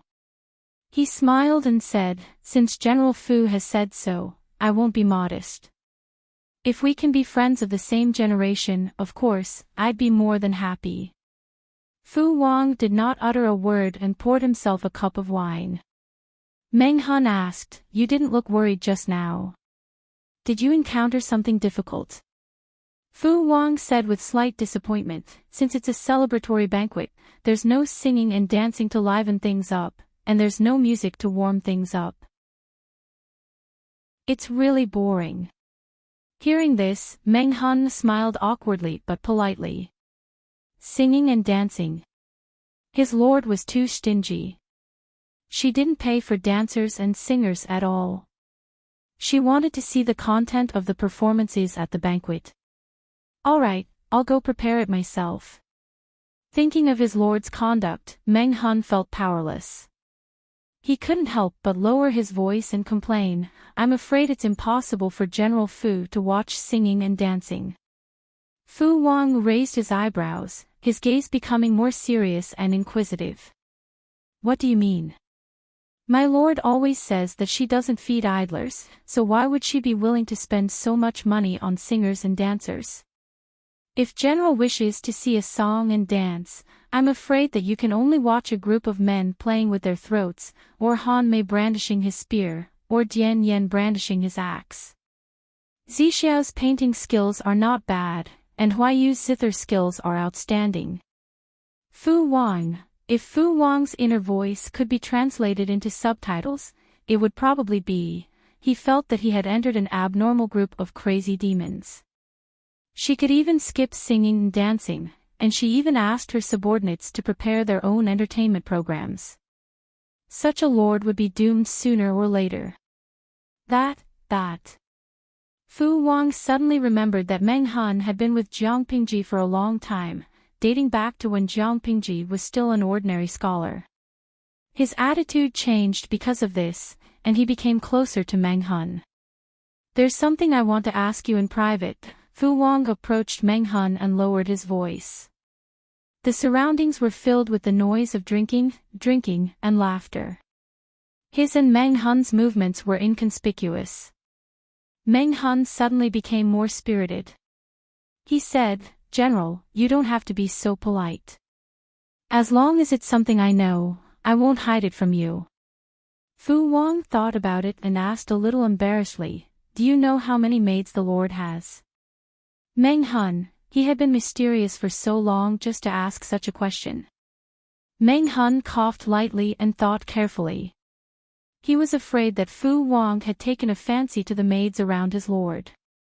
If that was the case, it would be difficult. Thus, he said with some uncertainty, "I remember there are only 3, right?" "Which 3?" Fu Wang perked up and his eyes lit up. Meng Hun's heart sank. He hesitated and said, "One is Lady Nongqin. Look, she's the one at the banquet. One is Xiaoyu's wife, Xuanmei. However, Xiaoyu's wife is still in Hejin County and hasn't come. The other is Lady Takshu. She's the steward of the Lord's inner court." Did Fu Wang take a fancy to one of them? "There's no Lady Hui." Fu Wang almost couldn't wrap his head around it. "Wasn't Hui Jun the Lord's maid?" Meng Hun was surprised. "Lady Hui? I'm not sure about Lady Hui's situation. She only appeared by the Lord's side after the imperial city of Chenzhou. It's hard to say whether she's the Lord's maid or not. But looking at the Lord's attitude, I'm afraid he values Lady Hui a lot." Huijuan's existence had always been mysterious. Meng Hun had known of her existence a long time ago, but he had only really met her after the rescue of the emperor. He used this to send a hint to Fu Wang: as long as the Lord valued someone, the subordinates should not have the slightest bit of covetousness. Even if their lord was female, this rule would still apply. Fu Wang asked, "Do you know where Lady Hui is now?" Meng Hun felt the hairs on his back stand up. He laughed dryly and probed, "General, have you taken a fancy to Lady Hui?" Fu Wang said calmly, "Of course not. I'm just curious." Meng Hun secretly heaved a sigh of relief. He didn't want Fu Wang to fall because of a woman. No matter how he looked at it, if he had a conflict with the Lord because of Lady Hui, he would be looking for trouble for himself. At the banquet, Wei Xi seemed to be chatting and laughing with Feng Jin, but his attention was on Jiang Pingji. Feng Jin saw that he was absent-minded and followed Wei Xi's line of sight. He suddenly raised his eyebrows and there was some interest in his eyes. "Zixiao, why are you looking at the Lord like that?" Feng Jin's sudden question scared Wei Xi so much that his fingers paused. The wooden chopsticks in his hand hit the edge of the bowl, making a crisp sound. "Huaiyu, you scared me." Wei Xi put down the wooden chopsticks with a normal expression and said, "I'm just curious." "Curious about what?" Feng Jin was puzzled. "The Lord has been staring at General Fu since just now. Her gaze is a little unfriendly. I don't know what General Fu and Captain Meng said to make the Lord so unhappy." Wei Xi said gently, "These two are also slow. They didn't even notice that the Lord has already noticed them." Feng Jin's gaze fell on Jiang Pingji and then followed her line of sight to Fu Wang and Meng Hun. The main hall of the banquet was not small. No matter how much Feng Jin concentrated, he couldn't hear the conversation between Meng Hun and the others. How do you know that the Lord heard what they said? Maybe she felt that the two of them were putting their arms around each other's shoulders, so she used her gaze to warn them. Wei Xi smiled and said, "The Lord has excellent hearing." They thought that they were speaking softly, but the Lord definitely heard them. Chapter 8:12. Feng Jin was strangely silent for a moment and asked, "How good is it?" Wei Xi said with a smile, "Let General Fu and Captain Meng whisper at the door. My lord can hear them clearly." Feng Jin was speechless. At that moment, Feng Jin looked at Meng Hun and Wei Xi with some sympathy. They thought they were whispering and no one else heard them, but they didn't know that their Lord heard them all. Should we remind them? If we let them talk like that, it's hard to guarantee that they won't say something wrong after drinking. If something happened at the celebration banquet, they might be used by someone with ulterior motives. Wei Si also lowered his voice. Of course, leave this matter to me. Feng Jin inadvertently looked up and happened to meet Jiang Pingji's gaze. He was so scared that he almost threw the wine cup in his hand. According to Wei Si, the Lord had excellent hearing. She could hear Meng Hun and Wei Si's whispering, so naturally, she could also hear his conversation with Wei Si. He was about to remind Wei Si not to be impulsive, but before he could speak, he received a warning look from Jiang Pingji. Feng Jin silently swallowed the words that were on the tip of his tongue. It's better for you to die than for me. In such a short time, Feng Jin sold Wei Si out without hesitation. Wei Si didn't understand. He stepped forward and said, "My lord, I sent people to build the Green Jade House last year. Now there are more than 10 acres of farmland. 2 days ago, the tenant farmers in charge of farming sent the ripe fruits to the district headquarters. It's being frozen in the well now. Why don't we take it and have a taste?" Jiang Pingji thought for a while before she remembered what Wei Si was referring to. The Green Jade House was commonly known as watermelon. Last year, she planted a small half-acre of watermelon in the district headquarters garden. The yield was not much, only enough for her and her subordinates to have a taste. Later, she felt that watermelon could be grown by the people and made money, so she planned to let some experienced tenant farmers take care of it. Unexpectedly, it was successfully planted this year. Calculating the time, it was indeed the season for watermelons to ripen. After Jiang Pingji agreed, Wei Si asked the kitchen chef to fetch the watermelon from the well. He opened the watermelon with a knife, and the bright red flesh gave off a cold air. Watermelons were either cut into slices or split in half and eaten with a spoon. But these two ways of eating were too vulgar. Wei Si could not imagine a gentleman like Feng Jin holding half a round watermelon in his left hand and holding a spoon in his right, scooping out a big piece of watermelon pulp and stuffing it into his mouth. That scene was too beautiful, he could not bear to imagine it. Thus, he instructed the chef to cut off the skin of the melon and cut the pulp into small pieces, placing them on a small plate.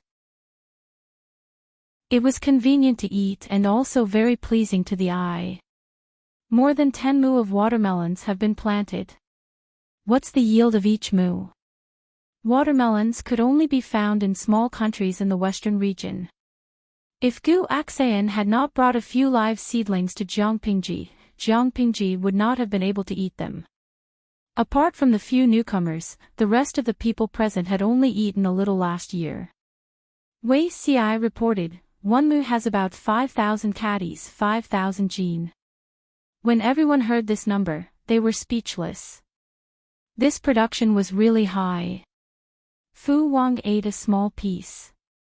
The sweet melon flesh brought with it an ice-cold chill, making him feel refreshed. Why is it all water?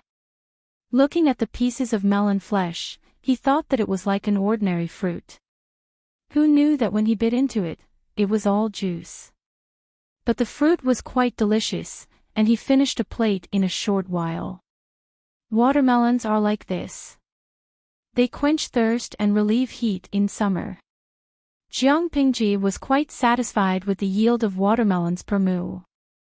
With the current agricultural methods, it was considered a bumper harvest to be able to produce 5,000 caddies per mu. If she turned on the live stream, the audience would agree with her idea.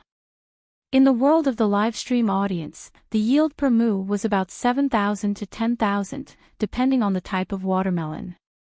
Jiang Pingji asked again, tenant farmers have been planting for a year, so they should have some experience. If we plant the watermelons for the people, can they grow them? Watermelons had a high yield, were delicious, and were rare. There should be a market for them. If the people were to plant some, they would definitely benefit a lot. The premise for large-scale planting was that this thing could not be pretentious. Otherwise, if the people responded to the call to plant watermelons, but because of their lack of experience, the watermelons would all die. Wouldn't it be a huge loss?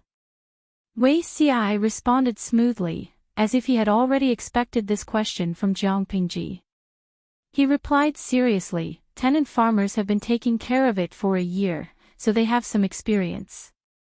This thing likes to be dry and not wet. It likes sandy soil more than clay. If the weather is cloudy and the fields are too wet, the watermelon seedlings are prone to diseases. It might even affect the yield when it matures. Jiang Pingji ate the watermelon while thinking. Let's talk about this in detail tomorrow. She already had a general plan in mind. She planned to discuss it in detail with a few subordinates the next day and sort out a plan.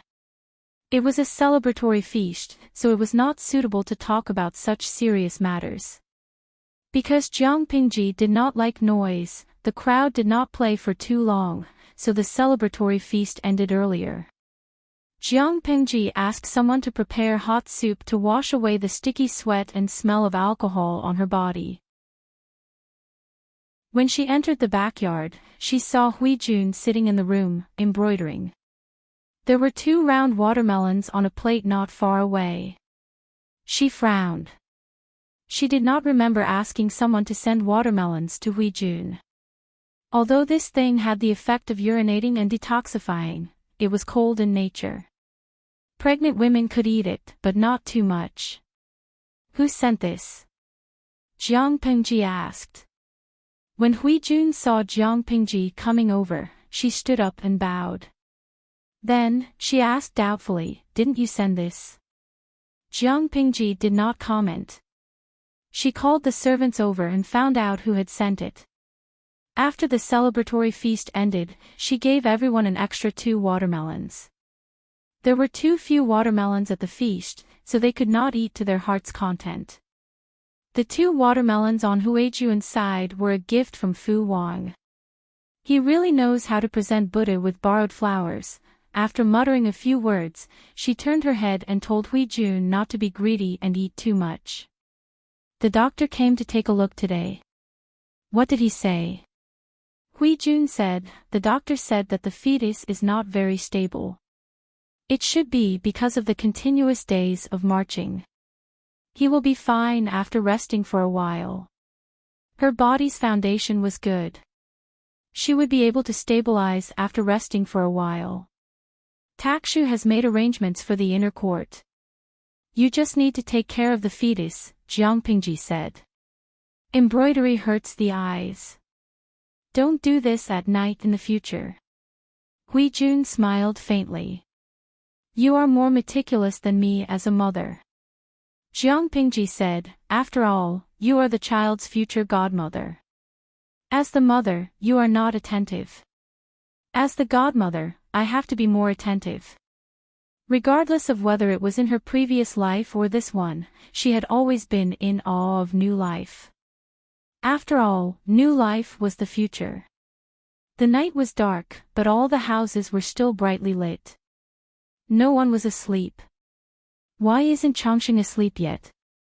Feng Jin had a lot to say to his wife, but the little ancestor, Changxing, stayed in their room and refused to move. Changxing's stomach hurts. Mother, give it a rub. Changxing lay in Wei Jingxian's arms. She propped up her round little belly. Wei Jingxian's hand rubbed her belly with a moderate amount of force. You're already so big. Can't you restrain yourself from eating less? Feng Jin sighed. His daughter was young, but her weight was not small. From afar, she looked like a bull. Although a chubby child was cute, he always felt that Changxing was too fat. Chapter 8:13. No matter how likable his daughter was, she was still a naughty child. Feng Jin simply threw the child to the wet nurse and let Changxing go back to her room to sleep. Changxing's diet has to be more restricted. If she gets any fatter, she won't be able to watch.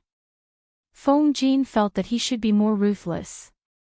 Which woman of the Feng clan didn't go through such a life? If he couldn't indulge her, he would be harming her. After a period of time, I will write another letter to Big Brother and ask him to help me find a female teacher with a better temperament.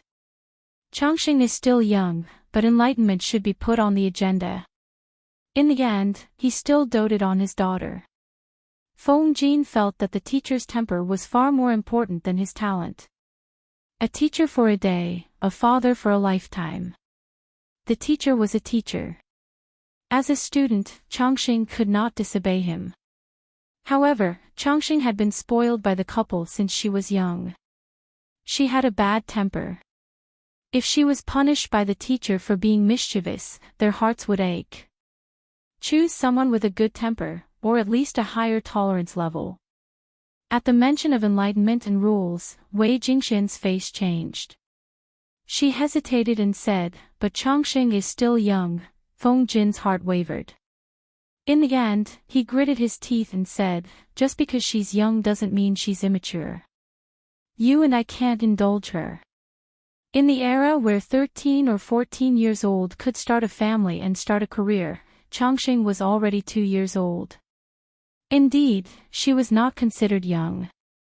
If it was in the Feng family, when a child could speak fluently, he would be initiated to read and learn the rules.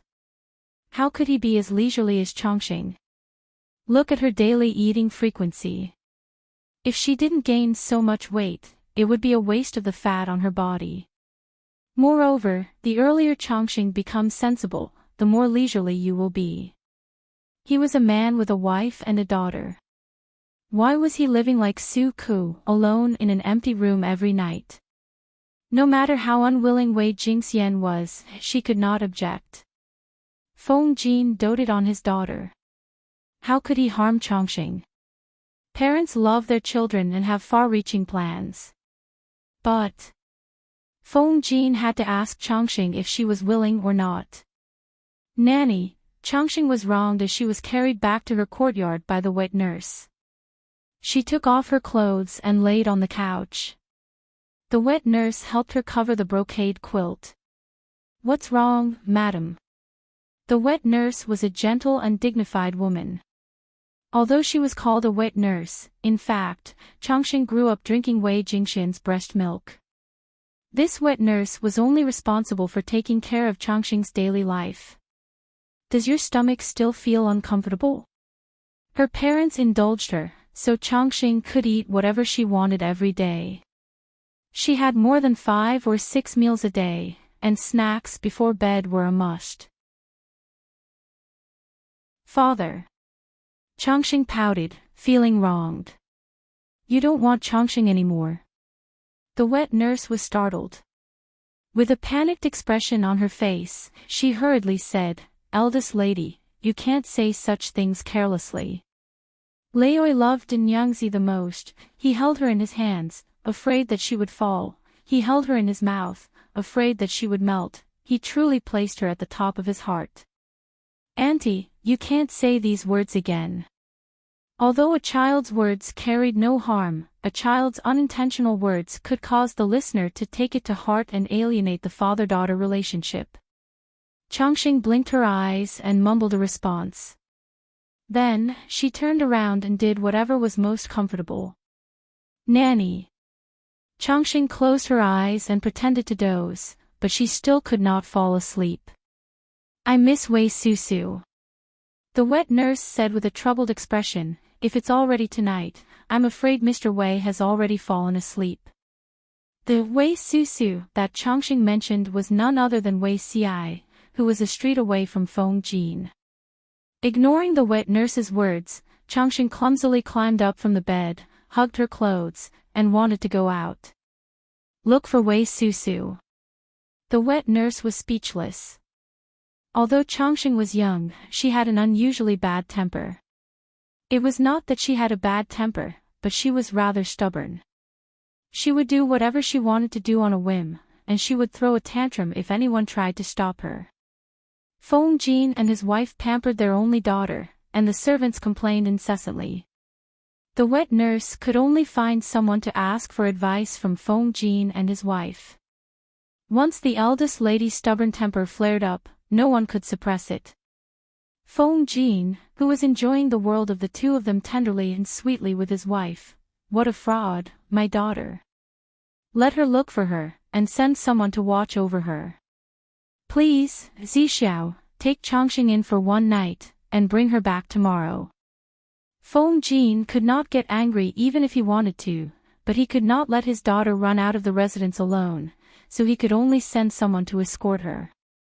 He had a good personal relationship with Wei Xi, and would occasionally send Wei Xi an invitation to be a guest at his house. Perhaps it was fate, but Chongqing was exceptionally fond of this beautiful uncle. Later, Feng Jin understood that his daughter was greedy for beauty, and had taken a fancy to Wei Xi's face. At such a young age, she was so obsessed with looks. Wei Jingxian held back her laughter and said, "It's so late, will Chongqing disturb him if she goes over?" Feng Jin secretly rolled his eyes. Wei Xi was a loner, single, and did not have a nightlife. What was there to disturb about? To be able to send the little ancestor out, he felt that his ears were at peace. Thus, Wei Xi was rewarded with a bun that knocked on the door in the middle of the night. Chongqing. Wei Xi had not gone to sleep yet, and was still working late at night. He vaguely heard a knock on the door, and the doorkeeper told him that there was a visitor. He did not expect that the other party was actually Chongqing. According to the wet nurse who served Chongqing, this girl ran out on her own. "Girl, did you quarrel with your father again?" Wei Xi smiled as he picked up the heavy Chongqing, and said to the women who served Chongqing, "Go back and tell Huaiyu that Chongqing will stay here tonight. Ask him to send someone over to pick her up tomorrow." There were no other women in Wei Xi's residence, except for the kitchen maids and the servants who washed the clothes. Occasionally, Chongqing came to stay at his place, and he would chase away all the female servants who served Chongqing. It would be bad for his reputation if these women stayed in his residence. Chongqing pursed her lips and wrapped her arms around Wei Xi's neck. She said with a serious face, "Father wants a younger brother, not Chongqing." Wei Xi held back his laughter. It turned out that she felt abandoned and felt insecure. He comforted her, "How can that be? 10 younger brothers can't compare to Chongqing's cuteness." Chongqing was still a little angry. Although she was young, she was quite sensitive to the emotions of others. For example, she instinctively knew that Jiang Pingji belonged to the kind of thighs that she had to cling onto tightly. If her father was fierce to her, it would be right to cling onto Jiang Pingji's thighs. Another example was that she had a natural closeness to Wei Xi. Because she felt that Wei Xi liked her very much. Because of this, Wei Xi was a completely harmless existence to her. But father still wants a younger brother. The immortal person heaved a deep sigh, and obediently sat next to Wei Xi. His pair of black grape-like eyes rolled around randomly, looking at this and that. Although she was sitting, her heart had long since flown to an unknown place, and her little butt was wriggling restlessly. Wei Xi put down his brush. With Chongqing, the little ancestor, around, he knew that he could not stay up late to work tonight. Chongqing is the best. Chongqing felt greatly comforted. She rubbed against him coquettishly. Wei Susu is the best. Although Wei Xi was not married and had a family, his posture when taking care of a child was very standard. It did not take long for him to coax Chongqing until she became tired. He moved his somewhat sore arms and secretly laughed at Feng Jin's indulgence of the child. He actually raised the child to be so heavy. Chapter 8:14. Wei Xi frowned slightly unhappily. It's so late. Who could it be? It was quite rude to visit in the middle of the night. Chongqing was a child and could not be taken seriously, but it might not be the case for an adult. The gatekeeper lowered his head. This person was honest and dutiful. He did not dare to say a word easily. Moreover, he really could not describe it. The person did not announce his origin at all. He only said that he was a friend of his master. Forget it. I'll go and take a look. Wei Ci sighed and carried Chongqing to the reception hall. When the familiar back came into view, he was so shocked that he almost threw Chongqing out. Of course, even if he wanted to, he could not. Chongqing was too heavy. The owner of the beautiful figure put down her wide cloak hood, revealing a calm and cold face. She raised her eyebrows and looked at the child in Wei Ci's arms. Greetings, my lord. You have a child. Jiang Pingji's gaze fell on Chongqing's face. The child's cheeks were chubby and there were 2 blushes on her cheeks. She looked especially cute. Wei Ci smiled bitterly. Why do you make fun of me, my lord? This is Chongqing from Huayu's family. You haven't seen her for half a year. I'm afraid you've forgotten. Children grew up with the wind. Not to mention half a year, they might not recognize each other in half a month. She's gained some weight. I almost didn't recognize her. It's too heavy for you to carry. Leave her with me. Jiang Pingji glanced at Wei Ci's body. She always felt that Chongqing could crush him to death. Wei Ci lowered his head in silence, but he still handed Chongqing to her. Why is Huayu's child here? Jiang Pingji asked out of boredom. Huayu probably wanted to have another child, but Chongqing, who was sharp by nature, discovered his intentions. Chongqing probably felt that Huayu was going to abandon her. She felt uncomfortable and came to Ci for comfort. Children are forgetful. When they wake up tomorrow, they'll forget all their troubles. Children may be young, but they might understand everything. They just can't express it. Wei Ci felt that even if they were children, adults should not casually ignore their existence and feelings. Jiang Pingji responded with an "oh" and declined to comment further. There were a few lamps burning in the hall. The orange candlelight was faintly discernible in the dark, just like his perturbed mood. My lord, what brings you here so late at night? Wei Ci saw that Jiang Pingji did not speak for a long time. She only looked silently at Chongqing, who was slowly sleeping soundly. He only felt a lump in his throat. He was almost pulled into his memories. He could only take the initiative to find a topic to break the current atmosphere. Jiang Pingji patted Chongqing lightly and took the initiative to lower her voice. It was inconvenient to ask you at the banquet earlier. How is the matter in the northern borderline going? Wei Ci's nerves tightened. He threw the fragmented images in his mind into the depths of his memory and reported with a straight face. My lord, everything is going according to plan. Are there any unusual movements in the northern borderline? Did the higher-ups ask about the herdsmen raising rabbits and goats in private? Wei Ci shook his head.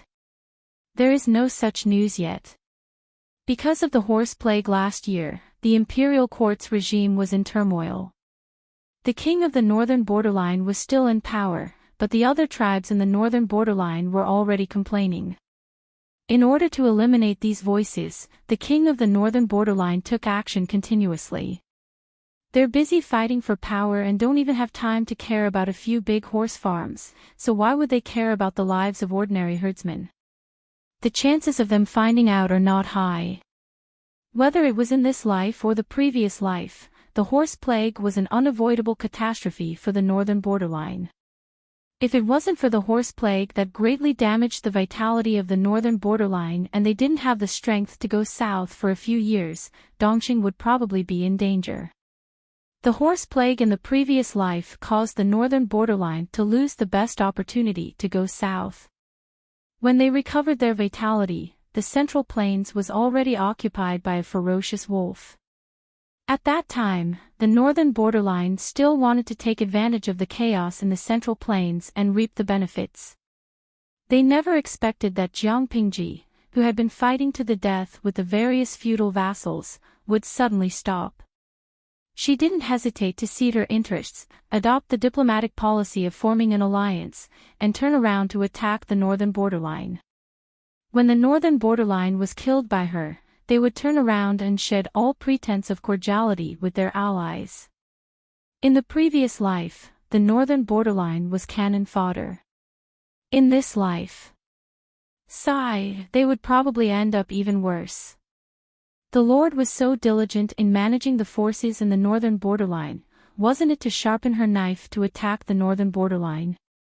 Wei Ci said, when the northern borderline's royal court finds out, it may already be 2 or 3 years later.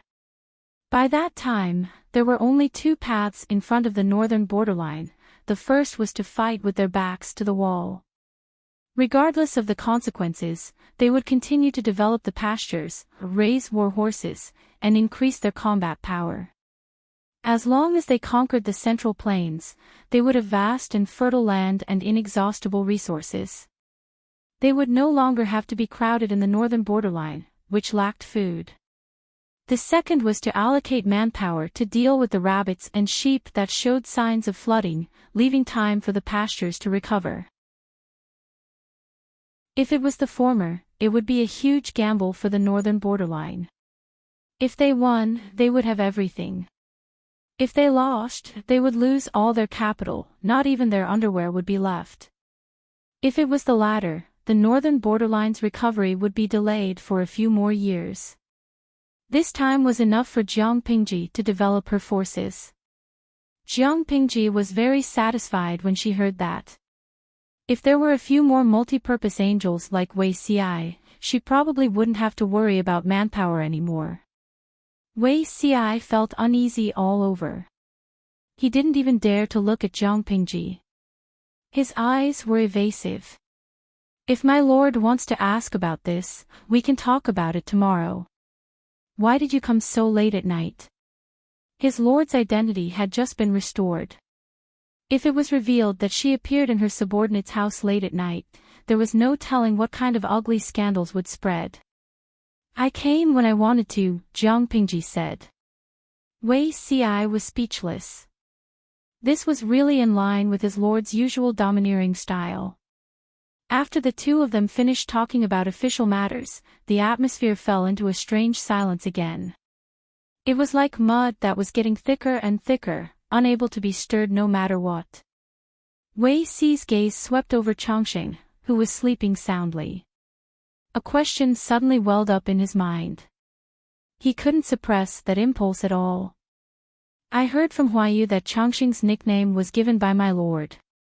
Jiang Pingji looked up at him and grunted. Isn't there a custom of fathers asking passers-by to name their newborn children in order to seek happiness? Huayu came to me to ask for it.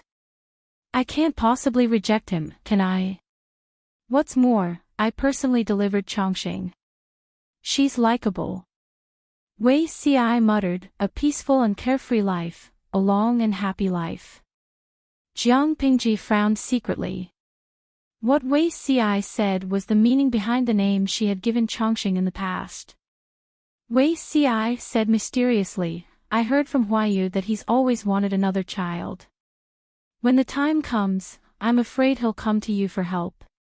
Jiang Pingji smiled and said, my literary talent isn't good enough, and my name is also vulgar. Now that I have Changxing, Huayu won't rush to be abused. She was definitely not a coward when it came to calculating, but when it came to literary talent like reciting poems and couplets, she was really anxious. She wasn't illiterate, but in front of a real scholar, she was probably not far from being illiterate. That's not necessarily true. Even if it's just for peace of mind, Huayu will also ask for a name. Based on what you're saying, I should think about it in advance in case I need it. Jiang Pingji originally wanted Wei Ci to be the gunslinger and help her come up with a male and female name. However, she could tell that Wei Ci wasn't in a good mood, so she could only do it herself. Since we have Changxing, why don't we get Fushou as well? Whether it's Changxing or Fushou, it can be a male or female name. The meaning isn't bad. Wei Ci was completely silent. Chapter 8:15. What was he upset about? Was it because of the two children's names? Jiang Pingji's heart skipped a beat. She vaguely guessed something. What special meaning do these two names have to you? Wei Ci secretly took a deep breath to relieve the pulling pain in his chest. His pale face regained some color. There's no special meaning. He answered with a smile, but the smile on his face looked a little haggard and weak. Jiang Pingji did not ask further. She changed the topic and said, "Does Changxing often stay at your house? Who and where is she?" Wei Ci stood up and led the way. He was the only master in the manor. The other servants had their own residences, so most of the rooms in the manor were empty. Because Changxing often came over to disturb him, Wei Ci simply prepared a room for her. The interior decoration was very elegant.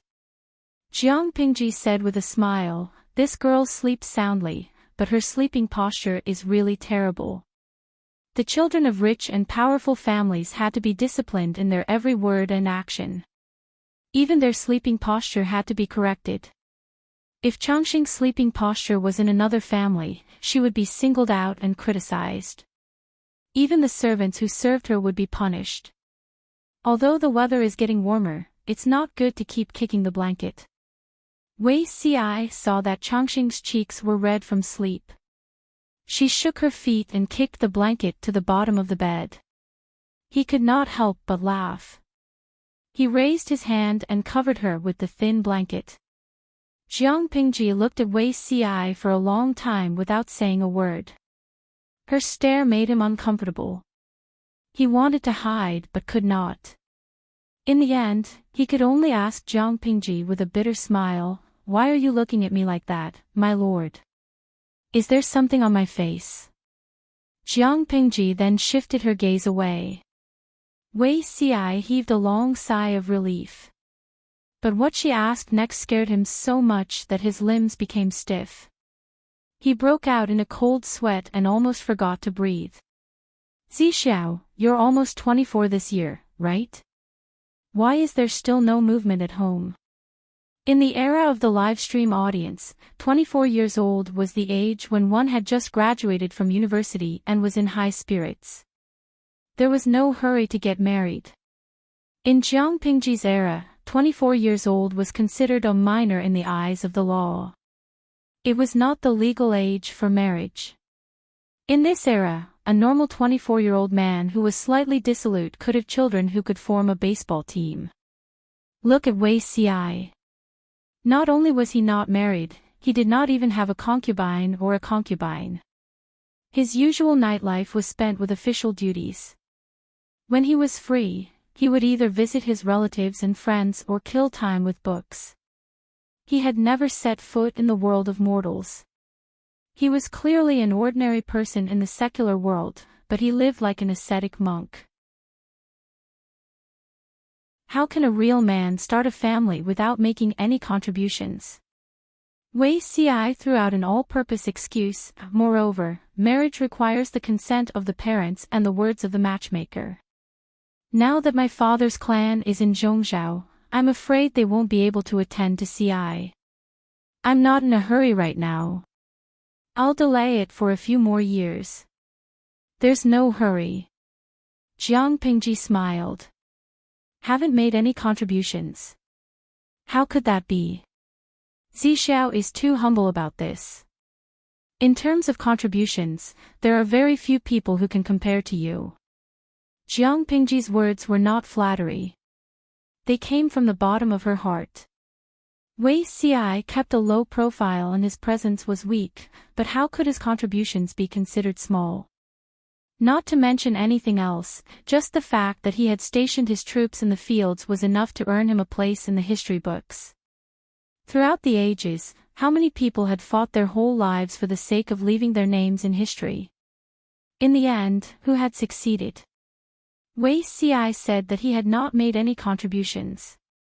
In Jiang Pingji's opinion, he was being overly humble. As for the words of the matchmaker and the orders of the parents, special methods are used during special times. Your relatives and clan are all in Zhongzhou, which is thousands of miles away. In this lifetime, you don't know if you will have the chance to meet them again. If you never see them, do you really intend to be alone for the rest of your life? At that moment, Wei Ci raised his head. His expression was frighteningly calm. His eyes carried a depth that was difficult for others to pry into. Jiang Pingji suggested with a smile, "Why don't we do it this way? I'll be the matchmaker for you." After she finished speaking, she noticed that Wei Ci's gaze and expression had become unusually complicated. It was as if there was a battle going on in his heart. It was difficult to determine the victor. Wei Ci's thoughts were dragged into a swamp by his memories. Fragments of the past flashed before his eyes. Take the child back. You know what to do. Your subject knows that Tingqiamith suffered a hemorrhage during childbirth yesterday. She risked her life to give birth to a child. Your Majesty, do you want to give the child a nickname? Call him Fushou. From now on, he will follow your surname. You have full authority to decide everything. You don't have to ask me. The world had just stabilized. All the officials were worried about the heir. The emperor wanted to appoint the eldest daughter as the heir, but he was obstructed by the imperial censor. At that moment, the emperor was pregnant for the second time. Everyone focused their attention on this child. They were eager to give birth to a crown prince. Unfortunately, the situation was turbulent and natural disasters were endless. The Red Lotus rebels were perverse. They even spread their teachings to the inner residences of the court officials. After careful planning, they prepared for an assassination. In the chaos, the emperor gave birth with great difficulty. It was a male child that everyone had hoped for. He should have been conferred the title of crown prince as soon as he was born. Unfortunately, the child was unlucky. He died the moment he was born. They could only confer him the title of crown prince. After this disaster, it was difficult for the emperor to conceive again. The country could not be without heirs. The matter of appointing the crown princess was brought up to the surface again. This time, the officials were as quiet as chickens. They did not dare to have any objections. Wei Zixiao, you should understand. If Fushou is alive, only death awaits me in Chongqing, I understand. I will take good care of Fushou. Before the 5 countries were unified, the struggle for power was not obvious. But once the countries were unified, all kinds of conflicts broke out. From the emperor's rise to power to his ascension to the throne, the aristocratic families had always been suppressed. After the country was unified, the aristocratic families could only form an alliance in private. They wanted to contend with the emperor and seize power. Wei Ci was clear that there could not be a crown prince at this time. Therefore, Fushou, who had just been born, was forced to die young. He changed his appearance and became the son of the Ting concubine in Wei Ci's manner. The key was that the Ting concubine was a made-up character. Fortunately, Wei Ci did not have a strong sense of existence. He behaved according to the rules. The officials who were fighting fiercely did not notice him at all. No one connected Crown Prince Zhang Zhua, who died young, with Wei Ci's illegitimate son. When Wei Ci could not extricate himself from his memories, Jiang Pingji's face was magnified in front of his eyes. He was so scared that he suddenly leaned back. Fortunately, both of them were kneeling. Otherwise, he would have hit the back of his head hard on the ground. If I told Zisher that I wanted to give him a beauty, he would definitely be overjoyed. Why are you not willing? Jiang Pingji placed one hand on the ground beside his ear and looked at Wei Ci's panic-stricken and pale face with a smile. She said helplessly, I'm not a dreadful beast. Every time I get close to you, you always show a frightened look. Wei Ci took a deep breath and his thoughts became much clearer. I'm not very brave. I will naturally be frightened when my lord teases me like this. Jiang Pingji clicked her tongue. His words were rather resentful. Wei Ci said, "Can you get up, my lord? This is not appropriate. It will damage your reputation. Your mansion is empty, and there is no one guarding outside. Who would know?" Wei Ci could not push her away. His face suddenly turned red and pale. Even the red veins at the corners of his eyes were filled with embarrassment. Jiang Pingji could not force him too much. She could only get up. Chapter 8:16. Wei Ci looked down and turned his head, trying not to look at Jiang Pingji. Of course, the name was not important, but the person. But how would she know what was bothering him? Names could be given, but what if the person was different? He did not want to serve the emperor in this life. She would meet another like-minded partner. What would that have to do with Wei Ci? Two of the most important names to him had been given to someone else, and the future would be completely different from the history he knew. This was exactly what he wanted to see. Even so, the discomfort in his heart could not be alleviated in a short period of time. A man's mind is really hard to understand. Jiang Pingji sighed. Before Wei Ci could react, she suddenly covered her waist and frowned, as if she was enduring the pain. Wei Ci was not in the mood to care about anything else. He quickly asked with concern, "Are you feeling unwell, my lord?" Jiang Pingji's lips were white. "I had to fight in person to conquer Jiamen Pass." Before she finished speaking, Wei Ci had already imagined a tragic drama. Countless bloody scenes seemed to flash before his eyes. It has been more than a month since the battle at Jiamen Pass. Why hasn't my lord recovered? Wei Ci did not dare to touch her, for fear of accidentally touching her wounds. She was stubborn by nature and looked weak in front of others. She must have been seriously injured and had yet to recover. As expected, Jiang Pingji gradually relaxed her brows and said carelessly, "Maybe the wounds are too deep to kill."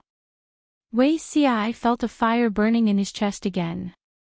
Whether it was in his previous life or this one, this person did not take care of her body. What did she mean by not killing? She was still young and healthy. She could roam around without any problems, so there was nothing wrong with her. But when she grew older, wouldn't the old wounds torture her to death? "Ci, call the doctor over." Wei Ci's voice was low, and his words were irresistible. Jiang Pingji did not allow him to do that. She raised her hand and grabbed his hand, preventing him from getting up. "No need, it's just a small injury." She smiled faintly and pulled Wei Ci to her side. She spoke before he could object, "Why don't you look at the sky outside? What day is it now?" If they called for the doctor, the news of Governor Liu staying overnight at his subordinate's house would spread before daybreak. In the past, this would have been a wonderful story. Now that I've recovered my true gender, it's no longer a story but a scandal. Jiang Pingji's words were like a basin of cold water falling from the sky, freezing Wei Ci awake from the inside out. His feverish brain also cooled down. The situation she described was indeed what Wei Ci was afraid of, but it was even more unbearable for him to watch Jiang Pingji endure the pain and not seek treatment. Perhaps the wound accidentally split open. It shouldn't be a problem. When Jiang Pingji said this, she did not let go of Wei Ci's hand. Wei Ci's attention was attracted again, so he did not notice. "Don't talk. Just let me calm down." Wei Ci had no choice but to compromise. He suggested, "My lord, why don't I send you back to the district headquarters in secret?" Jiang Pingji said shamelessly, "There's no need. Returning to the district headquarters would alarm the guards and the gatekeeper. Wouldn't that be revealing the truth? Zixiao, why don't you kindly help me clean up a room? If it's too late, I can make do with Chongqing for the night. What else could Wei Xi say? You're the lord. You're the boss. You have the final say in everything. Just as he was about to get up, he was embarrassed to find that his right hand had been held by her. Their skin that was in contact with each other was sweating, but she did not let go. I'm sleepy. Zixiao, don't disturb me. Jiang Pingji wanted to lie down and sleep without any explanation. Wei Xi could only swallow the words in his stomach. He maintained his kneeling position stiffly and looked at the person who was carelessly using his legs as a pillow. He was stunned and could not get angry at all. He kept his eyelids open, which kept fighting. He planned to release his right hand when Jiang Pingji fell asleep. At that moment, Chongqing made full use of her terrible sleeping position. She successfully twisted her body and flipped from the head of the bed to the end. The thin blanket covering her body was kicked to the side of the bed. Her plump body was like a fresh flour pancake, lying on the mattress in a posture of a rooster standing on one leg. She licked her lips. There were only a few teeth in her mouth. Sparkling saliva dripped from the corner of her mouth. Wei Xi's eyebrows twitched violently. He carefully tilted his upper body and pulled over the thin blanket that Chongqing had abandoned. He covered her properly again. As for carrying Chongqing from the end of the bed to the head of the bed and continuing to sleep, he really could not do such a difficult action now. Looking at Chongqing's sleeping face, then looking at the person on his lap who was obviously acting like a hooligan, Wei Xi only felt that his head was hurting. Why did he feel that he could no longer hide his identity? Why did he feel that Jiang Pingji did it on purpose? This was probably his hallucination, wasn't it? Wei Xi sighed. He could only use his hand to support himself on the high cushion and find a slightly more comfortable position to lean against. The surroundings were too quiet.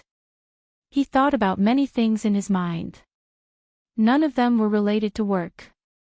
He felt that he had fallen. Perhaps he was too sleepy. Wei Xi could not help but point to his forehead and fall asleep in a daze.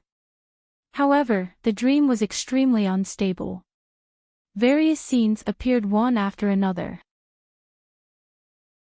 Those uncles only want my younger brother and don't want Chongqing.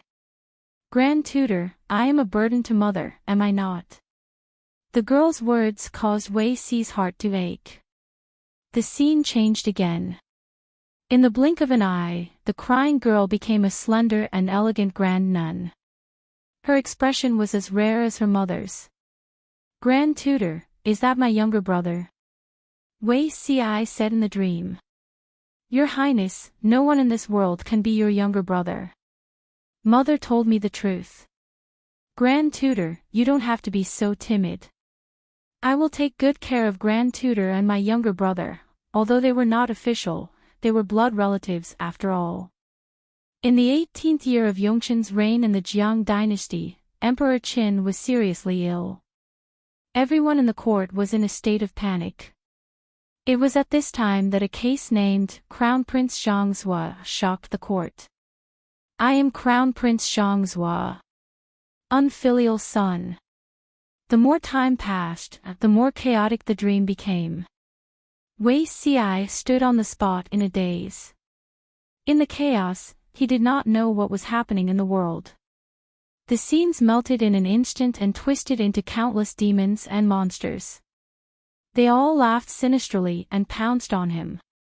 Just as he was about to be swallowed by the demons, Wei Xi shouted in horror. His body suddenly leaned forward. Jiang Pingji was pretending to be asleep at first. Later on, she really fell asleep. When the sky was just beginning to brighten, she was awakened by the subtle movements of Wei Xi's nightmare. Wei Xi was covered in cold sweat. His face was pale and his lips were trembling slightly because of fear. Chapter 8:17. According to the plot described by the audience in the streaming room, it was time for a romantic and melodramatic kiss. Sure enough, she shouldn't have trusted the group of singles in the streaming room. If a group of singles had a strategy to seduce someone, would they still be single? Jiang Pingji secretly ridiculed them. She didn't know that Wei Ci was also frightened by her. First, he had a nightmare. After waking up, he was shocked. After the shock, he suffered a tragic blow. His nose bumped into someone's face. It couldn't be more awkward. Wei Ci couldn't care less about the pain. He hurriedly prepared to bow down and apologize. Unfortunately, he had maintained his kneeling position for a whole night. Jiang Pingji even used him as a lap pillow. Now his legs were numb and he almost lost feeling. He sat on the ground in a sorry state. Tears welled up in his eyes. He looked pitiful. Jiang Pingji raised her hand and rubbed her cheek. She didn't tease Wei Ci about this embarrassing incident, lest she provoked him. Was it a nightmare just now? Jiang Pingji returned to normal, as if the episode just now had never happened. Look at you. Even your face is covered in cold sweat. Because the nightmare lasted too long, Wei Ci's reaction was slightly slow. He didn't even have the energy to investigate what happened just now. I had a nightmare. Wei Ci said with lingering fear, I dreamed of many evil ghosts. They almost tore me apart, he panted. Fear flashed through his dark, jade-like eyes, as if the lingering power of the nightmare had yet to dissipate. Jiang Pingji tilted her head. She looked curious. She said, the evil ghosts in the nightmare. Just now, I heard you saying things like a Crown Prince Zhangzhua, unfilial son, His Highness, and so on. What exactly did you dream of? Why are you so scared? If Wei Ci's complexion was said to be a little human before, when Jiang Pingji asked this question, his face suddenly turned as white as a sheet. Wei Ci opened his mouth. Something was stuck in his throat. He couldn't make a sound. An impulse to escape surged in his heart. Zixiao. Jiang Pingji raised her hand and placed it on his forehead. His forehead, which was covered in sweat, was cold and sticky. It gave people an extremely uncomfortable feeling. She touched ice, but to Wei Ci, it was scorching hot. It was like a cluster of flames quietly emitting warmth and dispelling the cold. My lord. Wei Ci was hesitant. Under the other party's concerned gaze, he awkwardly looked away. I'm fine. Jiang Pingji frowned slightly. How did Wei Ci's behavior look like he was fine? Who was the Crown Prince Zhangzhua that Wei Ci dreamt of? His Highness Changxing was definitely not the little fat boy who was sleeping soundly beside him. That person had a very important meaning to Wei Ci. As for the mutterings like unfilial son, kneel down for good fortune and longevity, unfilial son pretending to be the heir of the emperor, and deserved to be executed, she felt that the information was too much. Jiang Pingji asked, you haven't answered me yet. What did you dream about? Wei Ci's heart sank. The warmth that he had painstakingly gathered dissipated in an instant. He trembled and said, I can't remember clearly. I only remember that the dream just now was very scary.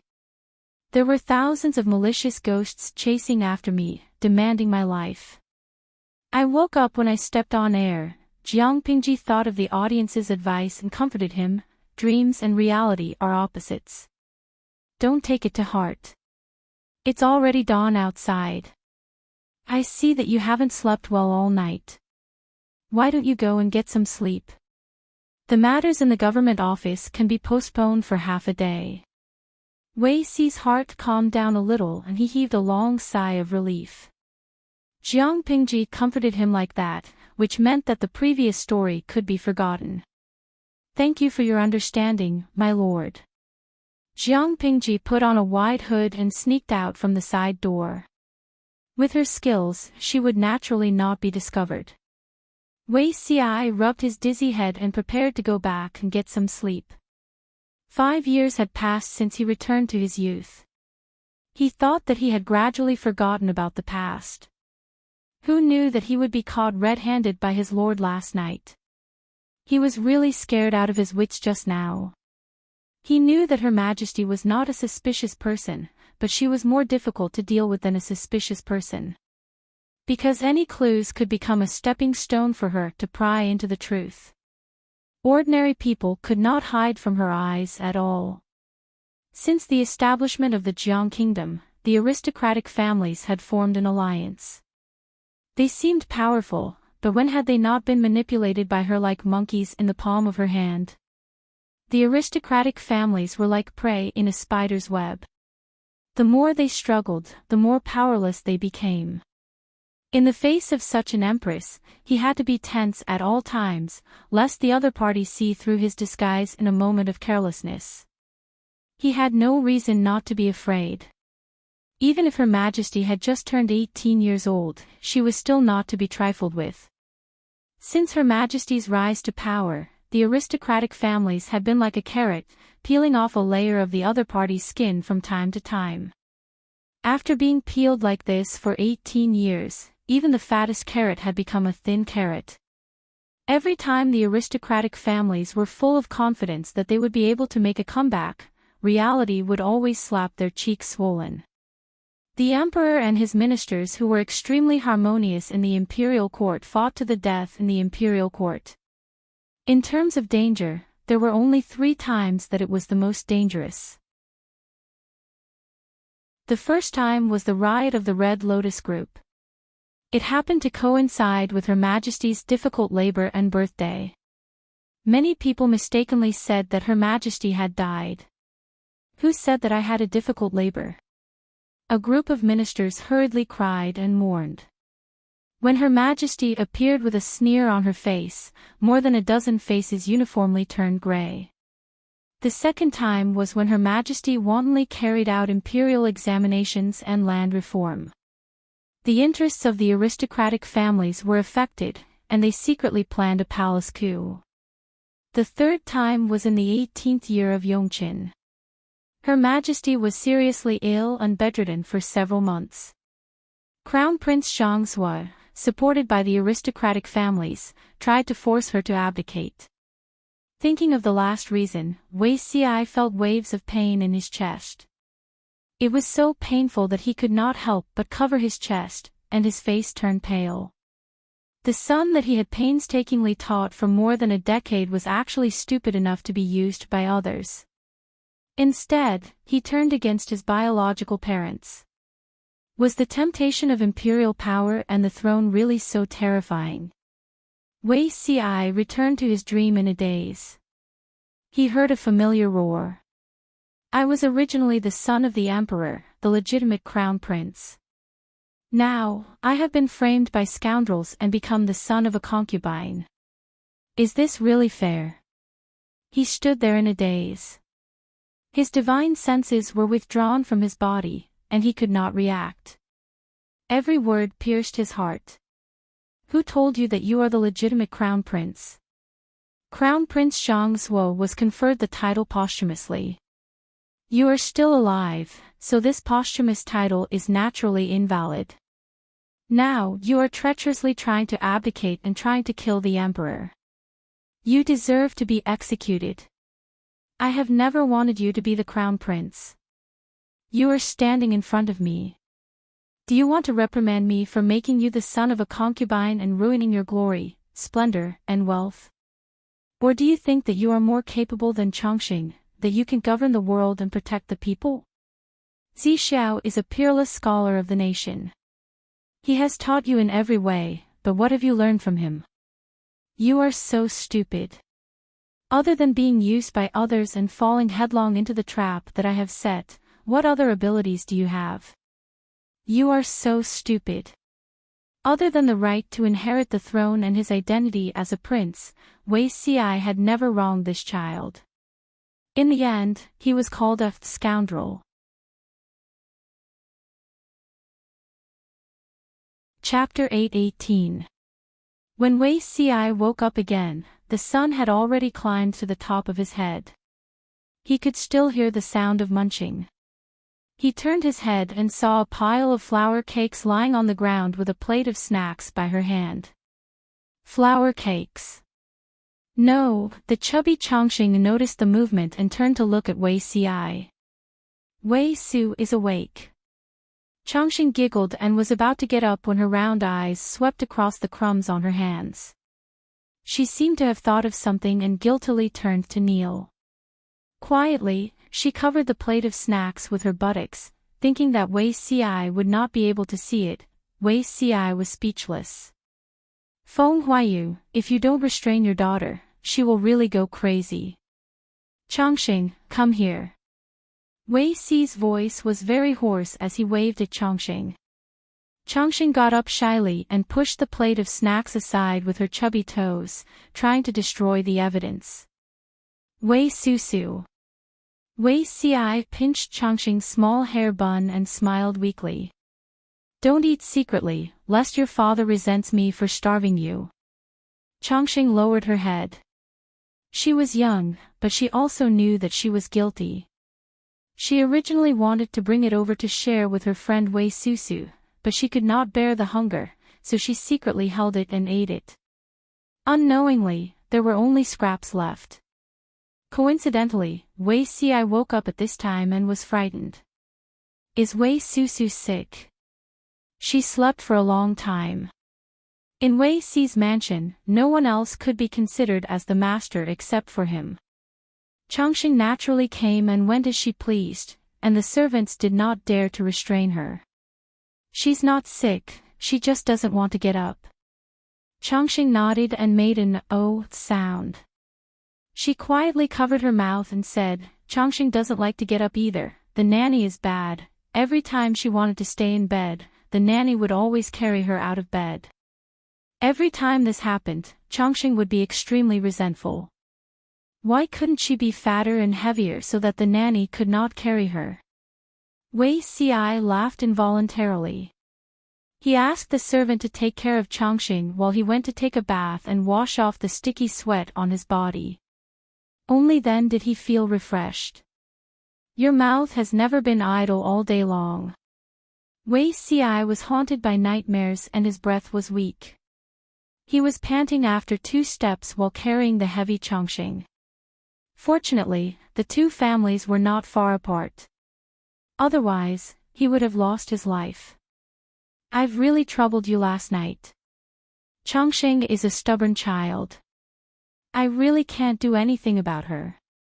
Feng Jin had already come back from work for lunch, so he asked Wei Xiai to stay for lunch. The Feng family was strict and did not like to be extravagant.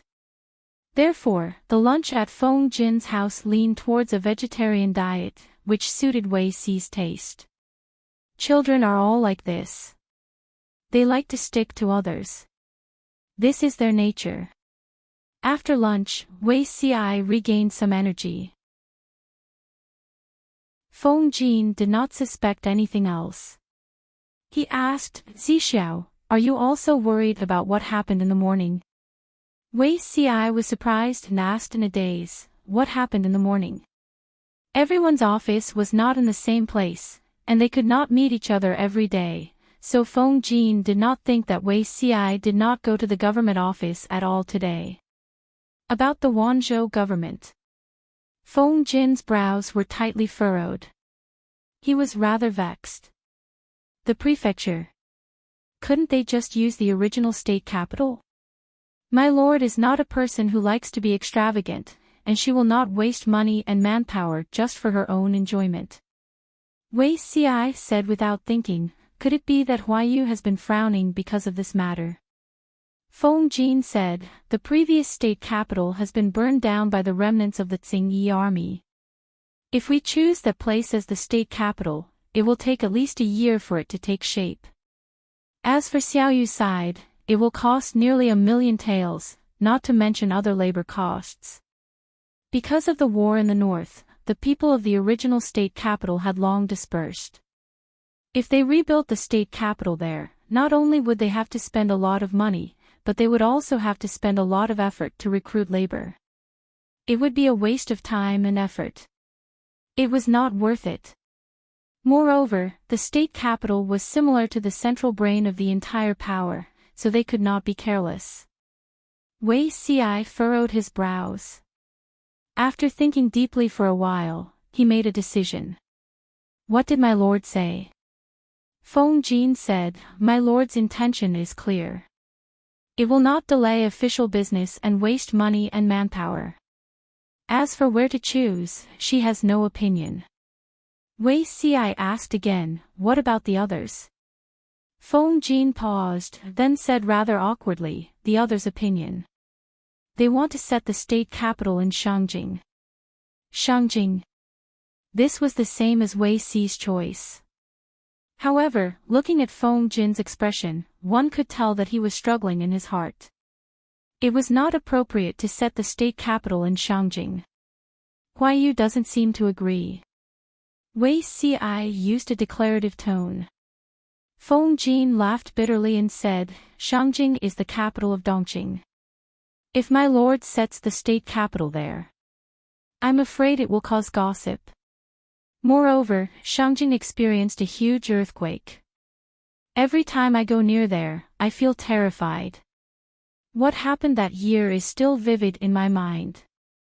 Back then, the power of the earthquake was too great. How many lives were lost?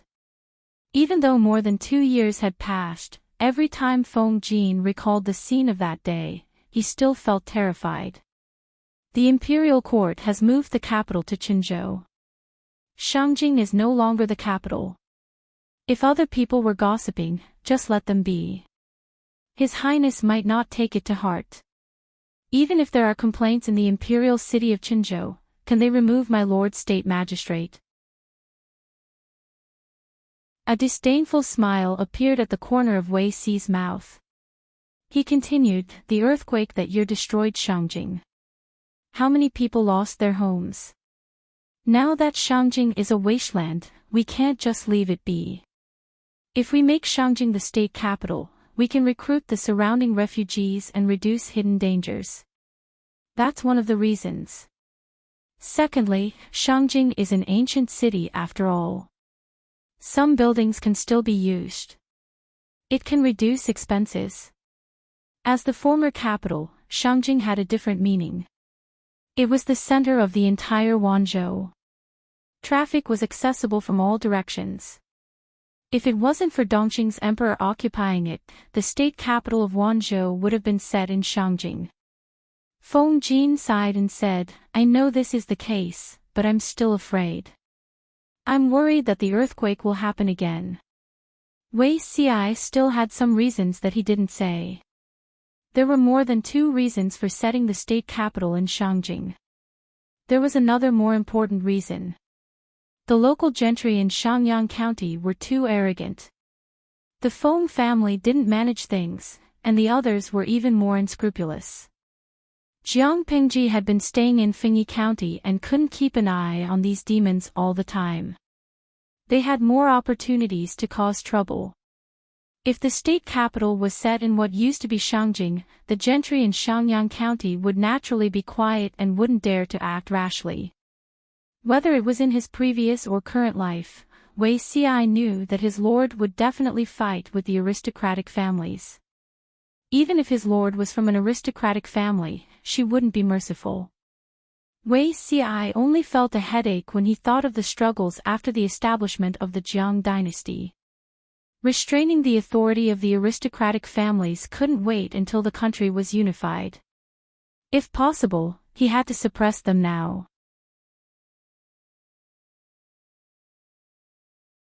Chapter 8:19. Have you all decided to set the capital in Shangjing? Jiang Pingji felt that her subordinates had their own ideas. They had unanimously decided to rebuild Shangjing. They were all up to no good. Jiang Pingji was not the only one who thought that way. Even the viewers in the streaming room thought that they were up to no good.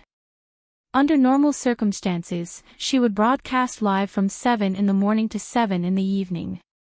Many viewers said that now that the live streaming industry was so developed, there was only one host in the world who was as dedicated and hardworking as she was and never cheated the audience. The only problem was that there was a limit to the number of viewers in the streaming room. Every time they watched the stream, they had to compete on their speed and luck. The streaming room only had a maximum of 150,000 viewers, but there were 5 to 6 billion people who knew about it. Jiang Pingji's streaming room was renowned all over the world. As a matter of fact, when she asked this question, countless bullet screens floated across the live broadcast screen. Nongfu Shangquan Yudiangshuan, streamer, you're playing with fire. After watching yesterday's video, I felt that something was going to happen. If the capital is set in Shangjing, won't everyone know what Sima Zhao is up to? Xinjia, it should be changed. Everyone knows what Lu Lanting's intentions are. Huxian Hongyan, what a pity. I really want to see what the little emperor and empress dowager's faces will look like if the streamer sets the capital in Shangjing. Bubbles Dream, TSK. What else can they look like? They'll look like they drank a vat of yellow *tea, Chincho booby, wretch. Your analogy is disgusting. I'm having lunch in the company's cafeteria. Most of the viewers in the streaming room were cheering for Jiang Pingji and her subordinates. With the royal family still around, they had the guts to build the capital in what used to be the capital. What did that mean? A viewer's bullet screen was very vivid. Summer departing Xianggu, the streamer is up to no good. It's like the man eloping with his sister-in-law and concubine, leaving his wife sleeping on the bed. Not long after, a group of powerful bandits came, occupied the mansion, and slept with the man's wife. Even if this first wife was a woman that the male master didn't want, if she was taken by a second stranger, how could his expression be good? In addition to these jesting bullet screens, there were also a few weird bullet screens floating in the corner of the live broadcast screen. Hua hua hao nan shui, I don't care about anything else. I just want to know when the host will let go of her racial prejudice and open up other languages. Weigoran Xiuhua, in order to follow the live stream, I studied hard for 3 years and passed level 10 of Mandarin, but there are still many things I don't understand. In this regard, Jiang Pingji spread her hands. She was also very helpless. The system had already been imprisoned by her, so there was no way for her to level up the live stream. Speaking up to this point, he had to add that for some reason, the live stream had to be logged in using the Chinese network. Even the bullet screen was limited to the Chinese input method. As a result, many foreigners had to travel all the way to China to watch the live broadcast. Otherwise, they could only climb over the wall to watch the recorded broadcast on the internet. Even when he came to China, he still had to learn the Chinese language if he wanted to send a bullet screen message and understand what the host was saying. The more he said, the more tears there would be. Jiang Pingji silently sympathized with the audience. Her subordinates exchanged glances and chose one of them to speak on behalf of her.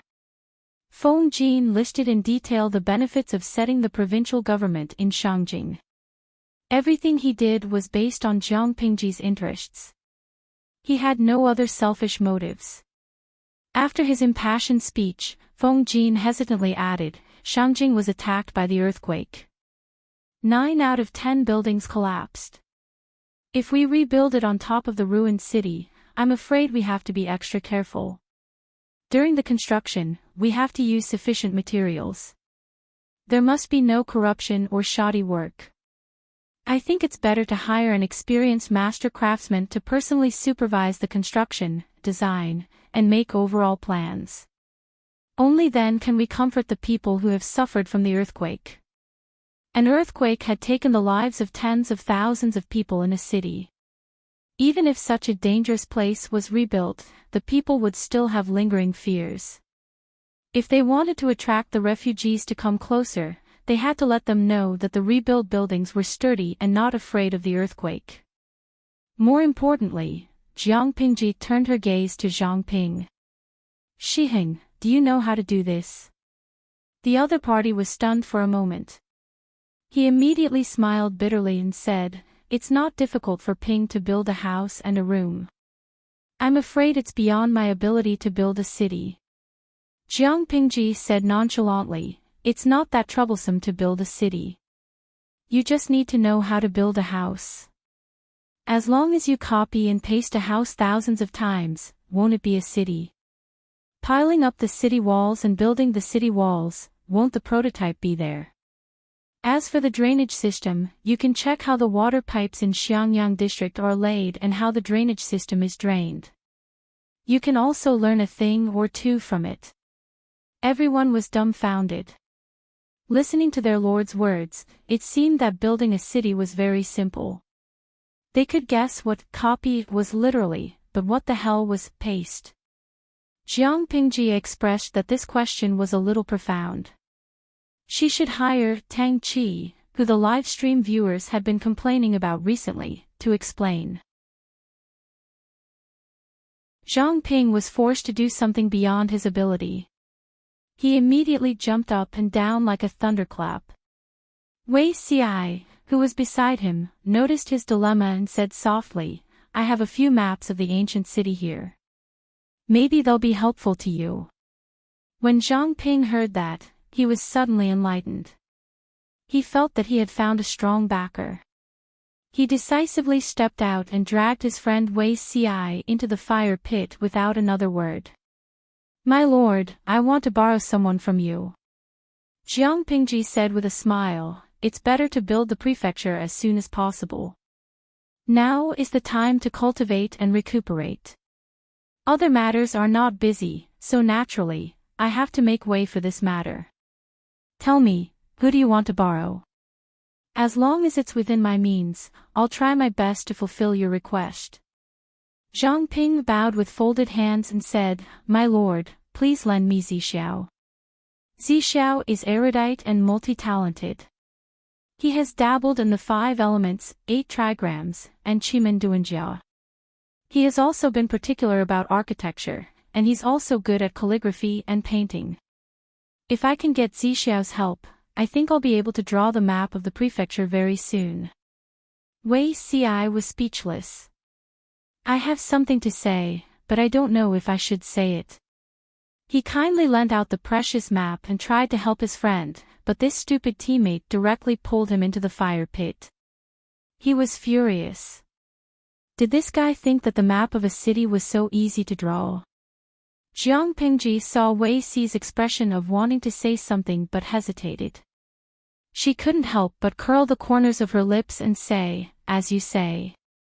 Zhang Ping was overjoyed and hurriedly thanked her. "Thank you, my lord."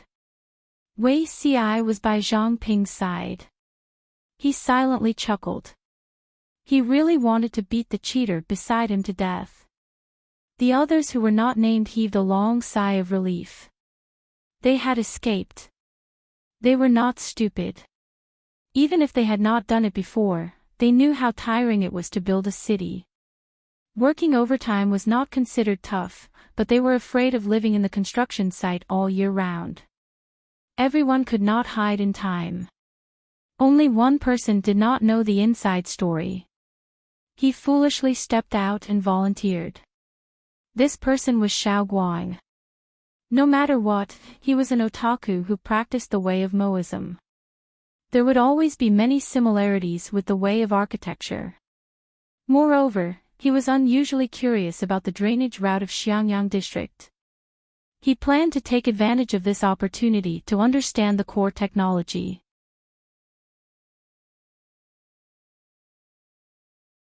Chapter 820. Building a city required an on-the-spot investigation, measurement of the land, and a clear understanding of the situation before starting to design and draw the blueprint. Wei Xi knew that he had been tricked by Zhang Ping, his useless teammate. He would not have any leisure time in the future. Before heading to Shangjing, Wei Xi secretly looked for Jiang Pingji. The two of them had a secret conversation. Only they knew about the content of the conversation. "My lord, I would like to ask you something disrespectful. What are your ambitions?" Wei Xi was a rather rational person. After 2 days of adjustment, he had recovered from the nightmare that night. He looked like nothing had happened. He talked about official matters without any personal emotions. Jiang Pingji and Wei Xi chose a secluded place to talk. The surroundings were empty, so they were not afraid of being eavesdropped. Even if the walls had ears, Jiang Pingji would discover it immediately because no one in the world could hide from her mental investigation. "Where are my ambitions?" she murmured and said with a smile. "Naturally, my ambitions are for the world and the people. Zixiao and I are connected and have the same aspirations. If you have anything to say, just say it directly. There's no need to sound me out. As long as it's from you, I will listen carefully." Wei Xi's cheeks were hot and his ears were bloodshot. Jiang Pingji always said such misleading things. Even if Wei Xi had been through hundreds of battles, he still could not resist. He collected his wandering thoughts and returned to normal. He said seriously, "My lord, my ambitions are not only for the world and the people, but also for the country to prosper and for the world to be peaceful. Now that the world is in chaos, countless people have suffered from this disaster. They have to leave their homes and become destitute. They have lost their homes and land. There are even countless people who sell their children to survive. Everyone knows that the world will be divided after being united for a long time, and united after being divided for a long time. A country has its ups and downs. The prosperity of the country is due to the wisdom of the king and the virtuous officials. Only then can the weather be favorable and the people live and work in peace. However, why does the country decline? Is it because the king is muddle-headed and the officials are mediocre? There are only a few reasons for the prosperity of the country, but what about the decline of the country? Is it because the king is muddle-headed, the officials are mediocre, and the weather is not good? Wei Xi had been thinking about this question since he was young in his previous life. He had been thinking about it until now. Wei Xi had always admired Jiang Pingji, not only because what she did was his ideal, but also because of another reason. She was the light on his lost path, guiding him to uncover many questions that confused him. If any one of these problems were to be mentioned, it would probably cause a huge uproar and cause all the scholars in the world to condemn him. Wei Xi was aware of the danger, but he did not feel lonely or helpless, because he knew that there were still people walking on the same path as him. Xi flipped through the historical records and discovered that the decline of the country was not only a phenomenon from top to bottom, but also from bottom to top. If the country was compared to a towering tree, the ruler was the crown, and the officials were the branches, then the common people were the roots that extended all the way to the ground. If the crown of the tree died, the tree could still survive. If the branches were damaged, the trunk could still grow. However, if a large part of the root system is damaged, the tree will be in danger. Jiang Pingji listened attentively.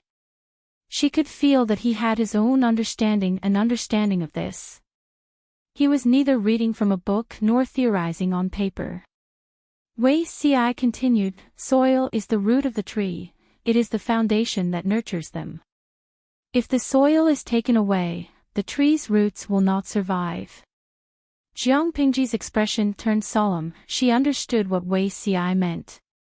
"You said land annexation." Wei Xi's expression tightened. He took a deep breath and said in a low voice, "Exactly. What was land annexation? Nowadays, land could be bought and sold. The aristocratic families, the country gentry, and the bureaucrats could borrow power and money to get more and more land from the hands of the peasants. They could even make the peasants have no apprentices. If they were despicable, they could even seize it by force. This phenomenon was especially obvious in a disaster year. Once the common people lost their land, it meant that they had lost something to rely on for survival. They could only continue to sell their properties, become cheap labor, and become tenant farmers for the big landlords. In this era, this was a stubborn disease that was difficult to cure, and it would become more and more serious. Once land annexation reached a certain level, the country would also go on the path of decline. Even if there was a ruler who could revive the country, it would not be able to save the dynasty.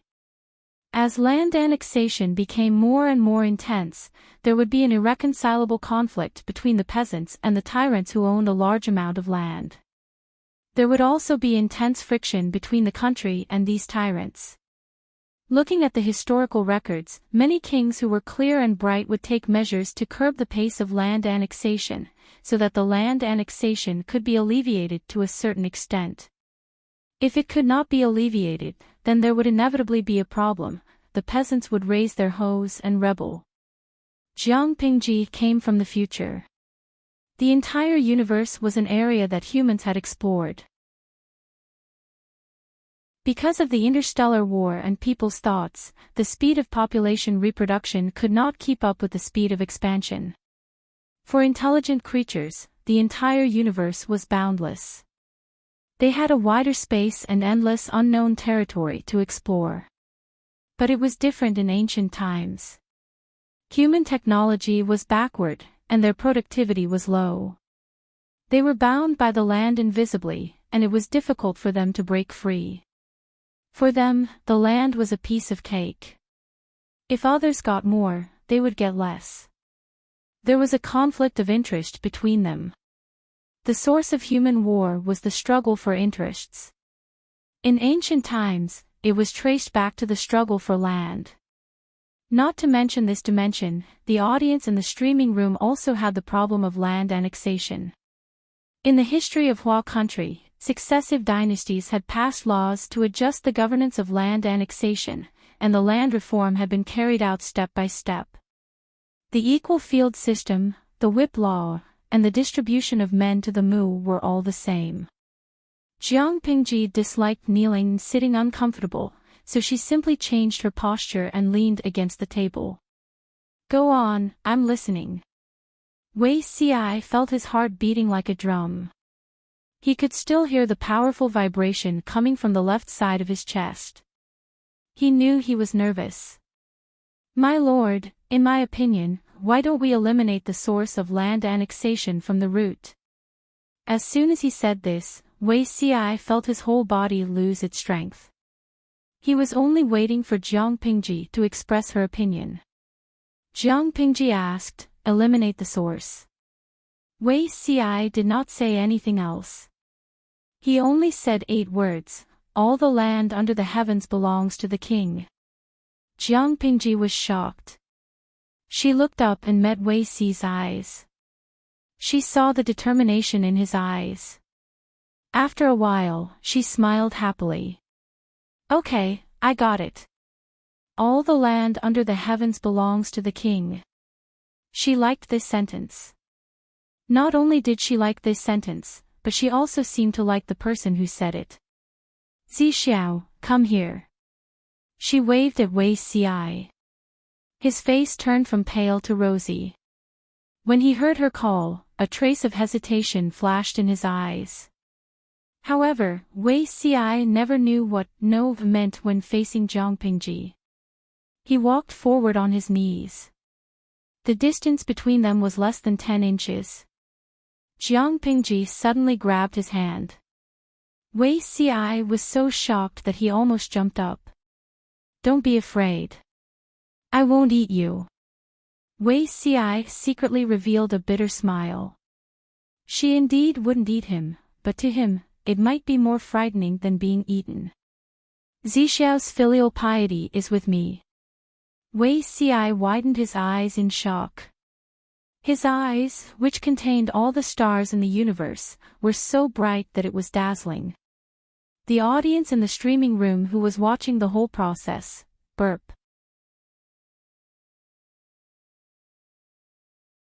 Chapter 8:21. Hua luo han yen bo, burp, oh my god, this mouthful of dog food is making me bloated. Who gave me a glass of water? I choked on it. Free lemon, the streamer's hooliganism is getting richer and richer. Looking at the situation, it won't be long before he gets the beauty. Host, Bao Bao still has a lot of love books and magic weapons to win. I guarantee that you will be more overbearing than an overbearing president. Although Jiang Pingji had never revealed anything, the audience in the streaming room were not naive and innocent. Wasn't there a good saying, you haven't seen a pig run, but you haven't eaten pork? Although 99% of the audience in the live broadcast room were single dogs, they had grown up watching countless Mary Sue romance dramas. They were even more familiar with the related online novels. They had seen many storms and waves, so what kind of tricks had they not seen to flirt with men and girls?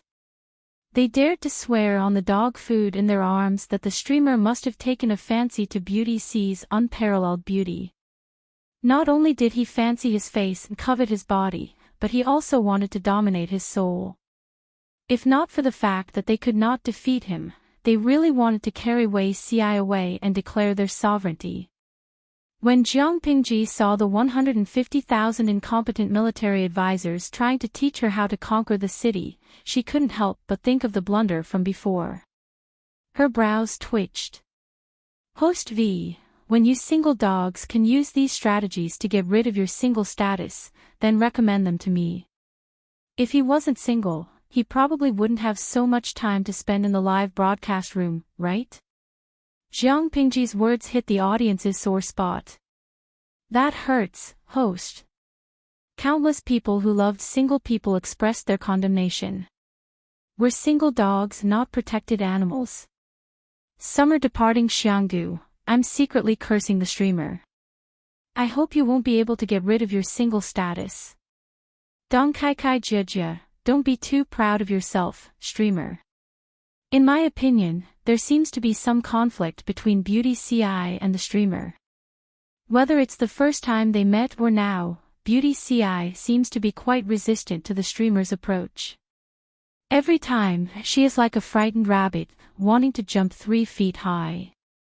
Some time ago, she went to the Tieba forum to review the exciting videos from the past few years. She found that Ci Meiren did not resist others coming into contact with her, except for the host. Jiang Pingji poked their sore spot, so naturally, the audience in the streaming room would respond with a tooth for a tooth and an eye for an eye. With someone's reminder, many people also figured out that something was wrong. They had never heard of any conflict between the streamer and Wei Ci. Why was the latter always resisting the former? With this question in mind, many people simply let their imagination run wild. The conclusion they came up with made Jiang Pingji not know whether to laugh or cry. Ningji, you die so miserably, maybe there's some kind of conspiracy. For example, does Beauty Ci have ulterior motives towards the host? As soon as this conspiracy theory was put forth, it was immediately shot down. Liangpin Puzi, that's impossible. If Simiren really has an ulterior motive for the streamer, he must be out of his mind to say to the streamer, everything under the heavens belongs to him. What's more, don't you know what kind of person the host is? I am firmly on Ci Meiren's side. Other than conspiracy theories, there were other wild guesses, such as, fragrant spicy squid slices, Beauty Ci is a reserved person after all. The streamer is so bold and flirtatious. It must be scary. Hongigate raisin, Simi is a rabbit, and the streamer is a tiger. How can a rabbit not be afraid of a tiger? Looking at the heated discussion in the streaming room, Jiang Pingji did not join in. Instead, she carefully thought about what Wei Ci had said. Under the premise of limited land resources, land annexation was a headache for all dynasties.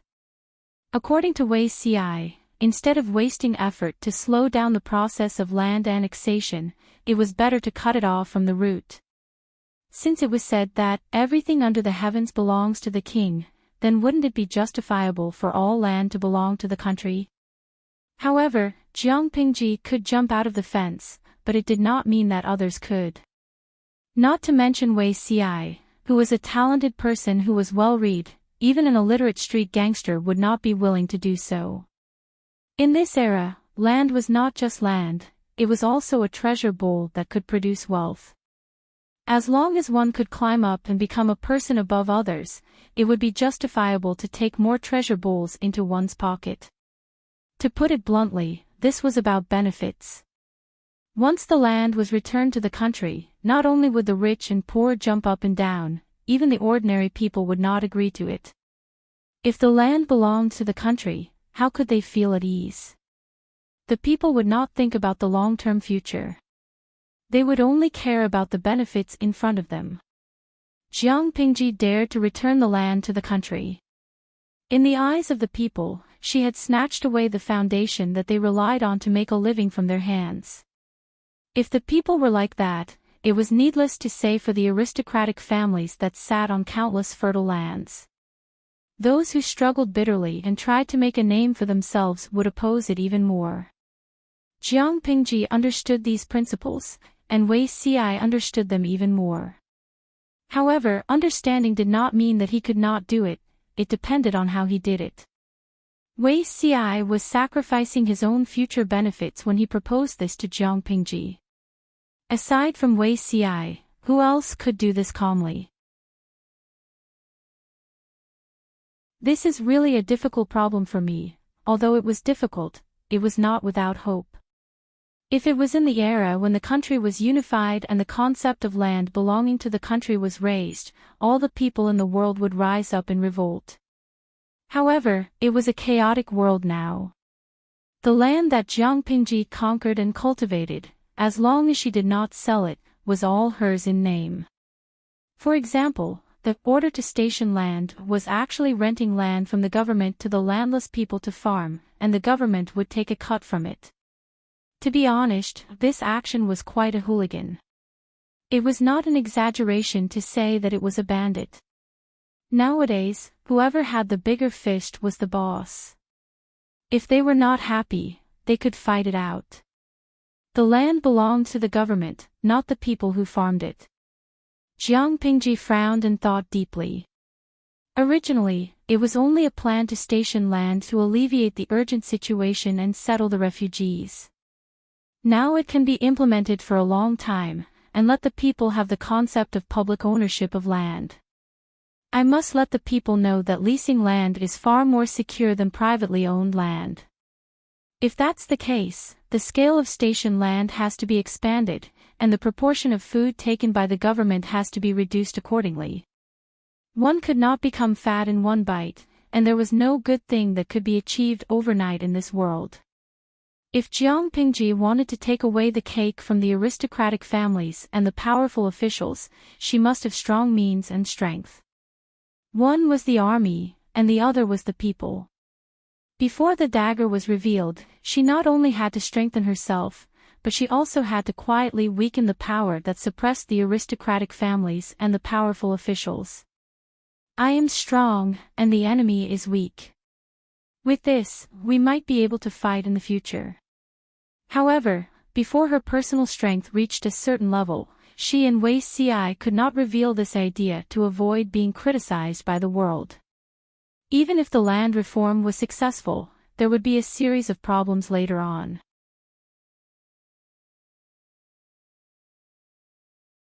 Chapter 822.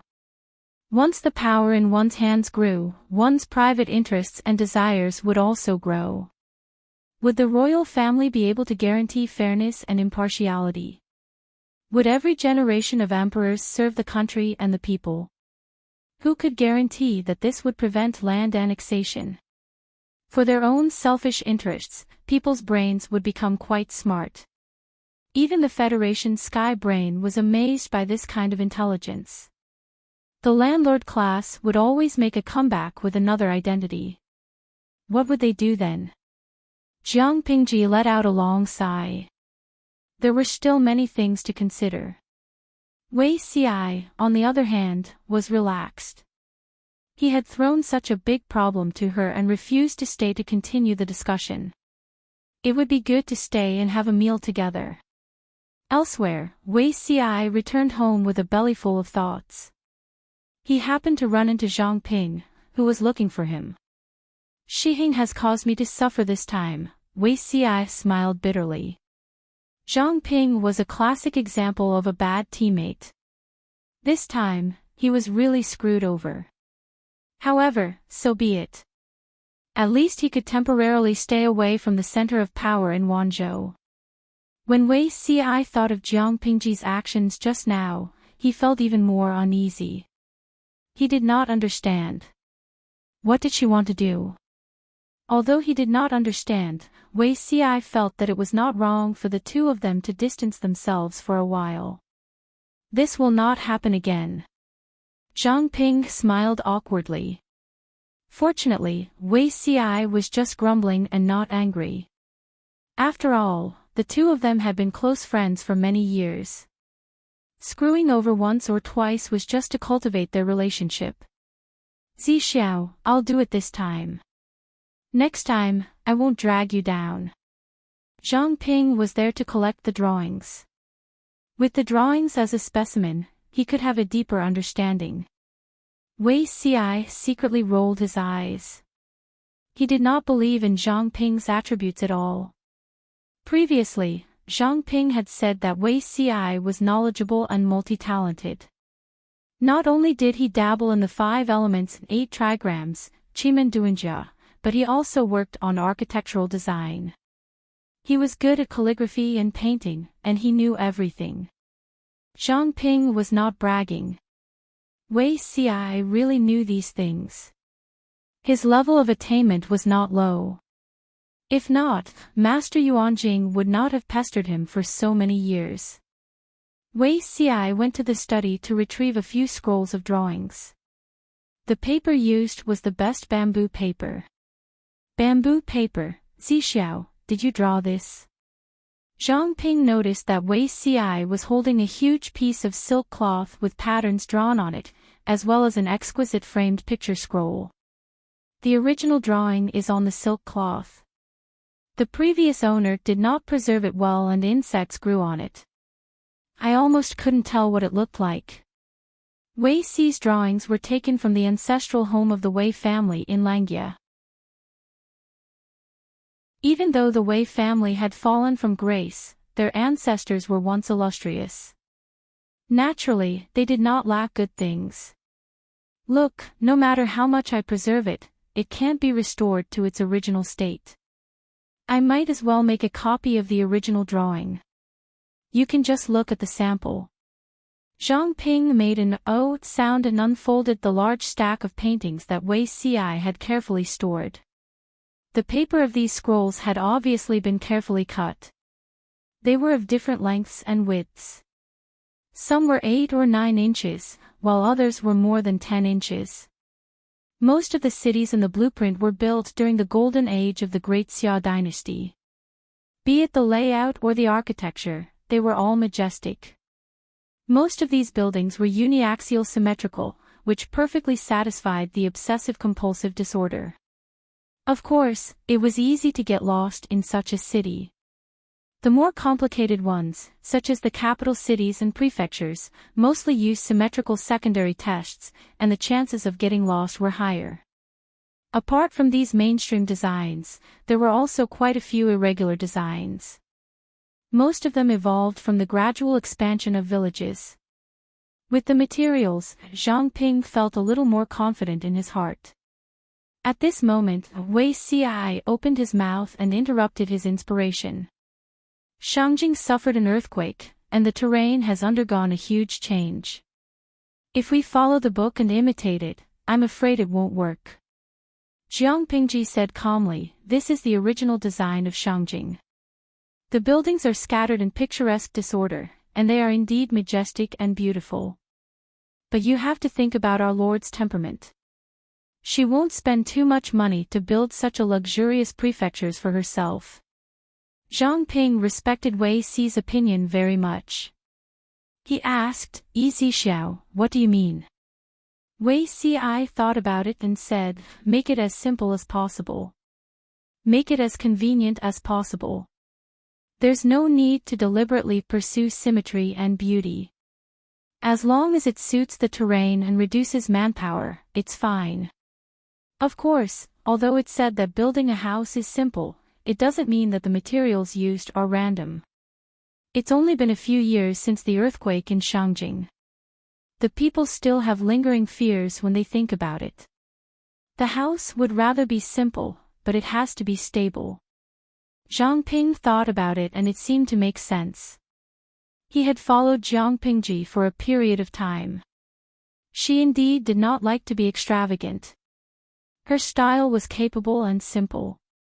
If the city was built according to the model map, it would take a lot of manpower and time. Let's not talk about the distant cities. Let's talk about what used to be Shangjing City. This city took 160,000 people a whole 8 years to build. It was majestic and beautiful, but it was a waste of money, manpower, and time. If Zhang Ping dared to present such a plan to Jiang Pingji, he would definitely be taught a lesson. First, build mud houses and plan the streets of the city. It doesn't need to be beautiful. It just needs to be able to shelter from the sun and the moon, and protect against the wind and rain. Zhang Ping was speechless. He was wrong. He thought that his lord's copy and paste was child's play. He did not expect that the real child's play was Wei Ci. Wouldn't that kind of house be a disgrace to my lord's status? If there was a table, Zhang Ping would slap it loudly. Wei Ci smiled and said, fame is a worldly possession. It's unimportant. My lord won't care about this. Zhang Ping could not help but secretly criticize him. Do you think you're my lord? How can you know what she's thinking? For many people, houses and clothes are their pride. If it's too simple and crude, where can they put their pride? Of course, Zhang Ping did not dare to say these words out loud. If he accidentally angered his friends, Wei Ci would just leave and leave such a huge project on him. Zhang Ping would cry until he was blind. Most houses in ancient times were made of wood. It was unknown how much wood was used to build a mansion. It was fine if there were many trees around, but if there were none, they could only travel far away to buy them. It was a waste of time and energy. Fortunately, with the green bricks and green tiles, the amount of wood needed for houses was greatly reduced. Even so, it was still an astronomical figure. Zhang Ping hoped to use local materials so that they could save a lot of transportation costs. However, Jiang Pingji calculated the approximate figure and frowned quietly. There are indeed many forests in Shangjing, but if too many trees are cut down, it's easy to cause landslides and cracks. When she said that, Zhang Ping was shocked. Was it that scary? In the past, he had heard that when the mountain god was angry, the mountain would collapse and the sand would roll down when thunderstorms occurred. But were the two related? Let's do it this way. We'll use local materials for 30% of the wood. For every tree we cut down, we must plant 3 saplings. The remaining 70% of the wood will be purchased from the nearby Shangyang County. The gentry families in Shangyang County also deal in wood. They can't ask for more than such a big business. Let Xiaoyu discuss this matter. As for the green bricks and green tiles, I'll write a warrant for you. You can pick a few skilled brickmakers.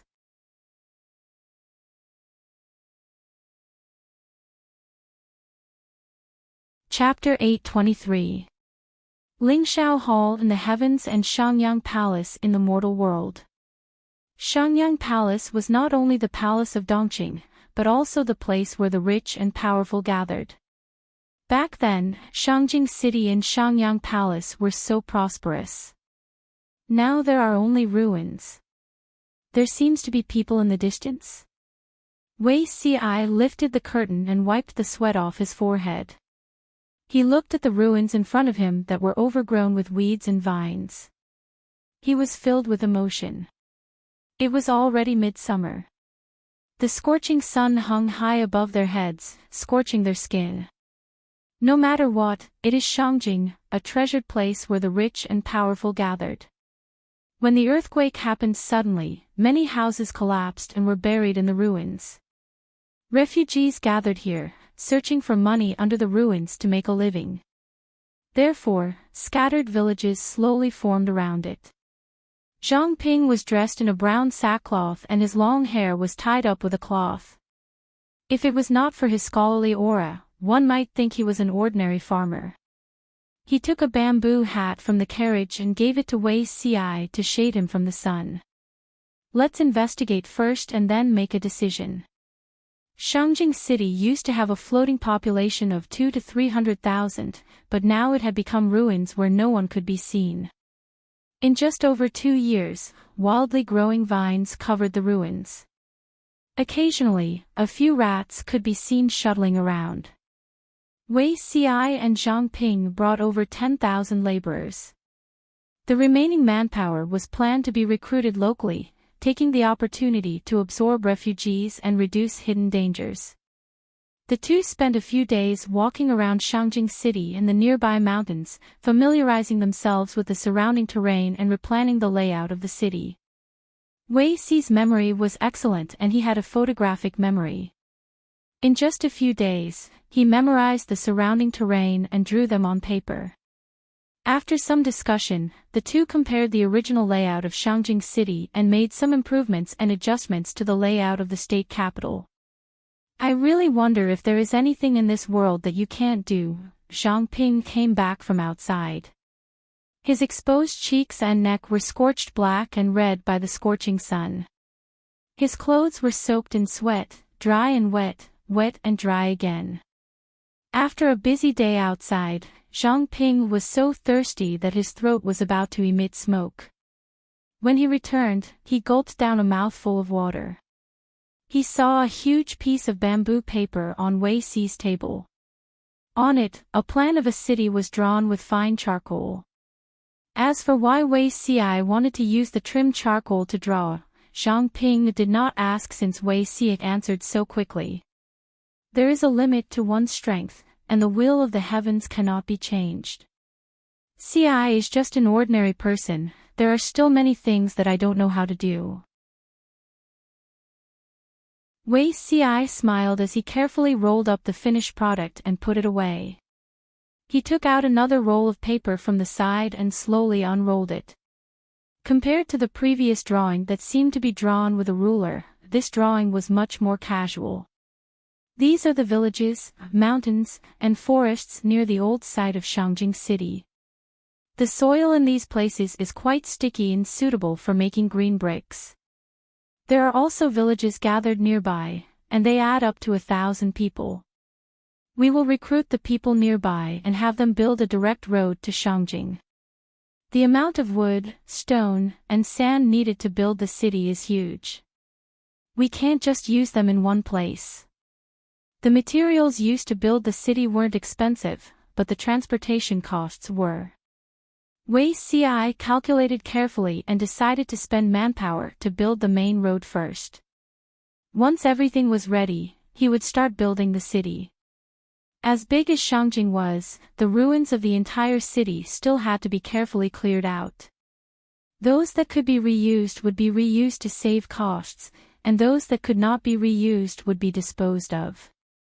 Nchanting casually waved his hand and said, "You can decide." Wei Ci's expression froze, and he looked at Nchanting with some hidden bitterness. People like Nchanting were described as pig-headed teammates. Under the scorching sun, Nchanting and the others were sweating profusely.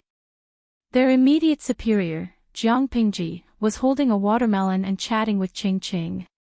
The watermelon production was limited, and most of it was supplied to meritorious subordinates. The rest was thrown to the guest house and sold to the customers. With Nchanting's support, the official restaurant, the guest house, had been opened all over Wanzhou.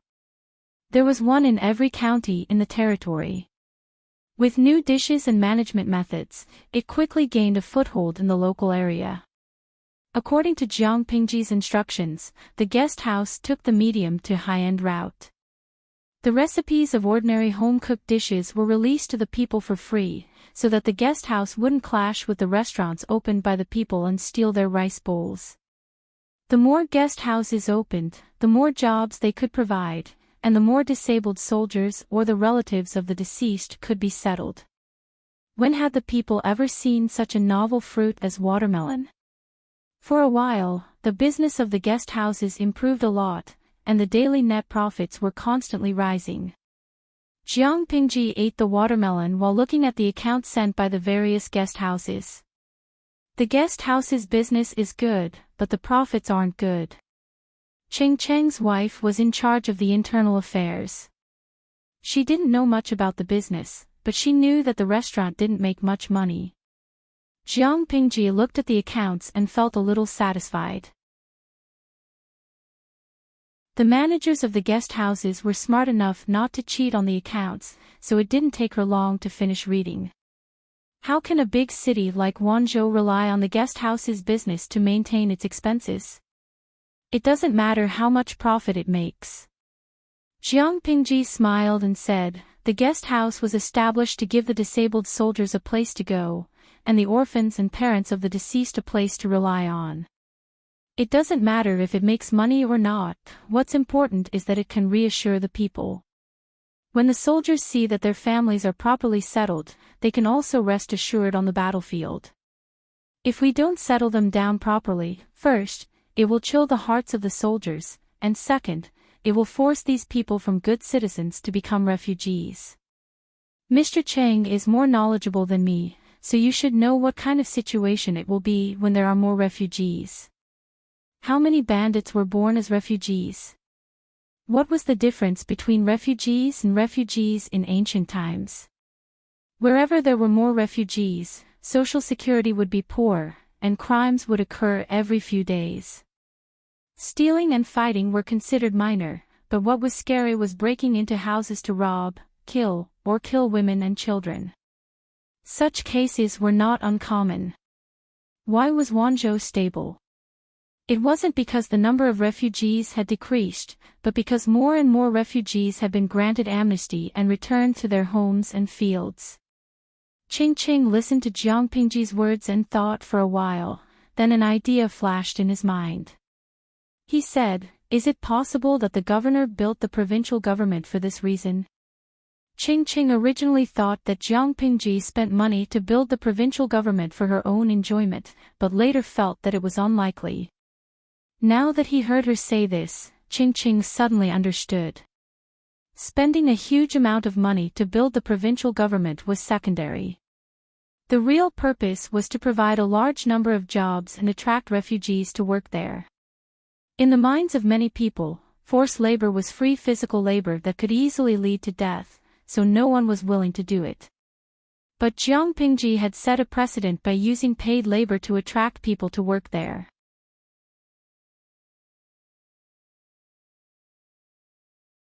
Chapter 8:24. Ching Ching calculated silently in his heart. He had to admit that the young governor in front of him was really good at accounting.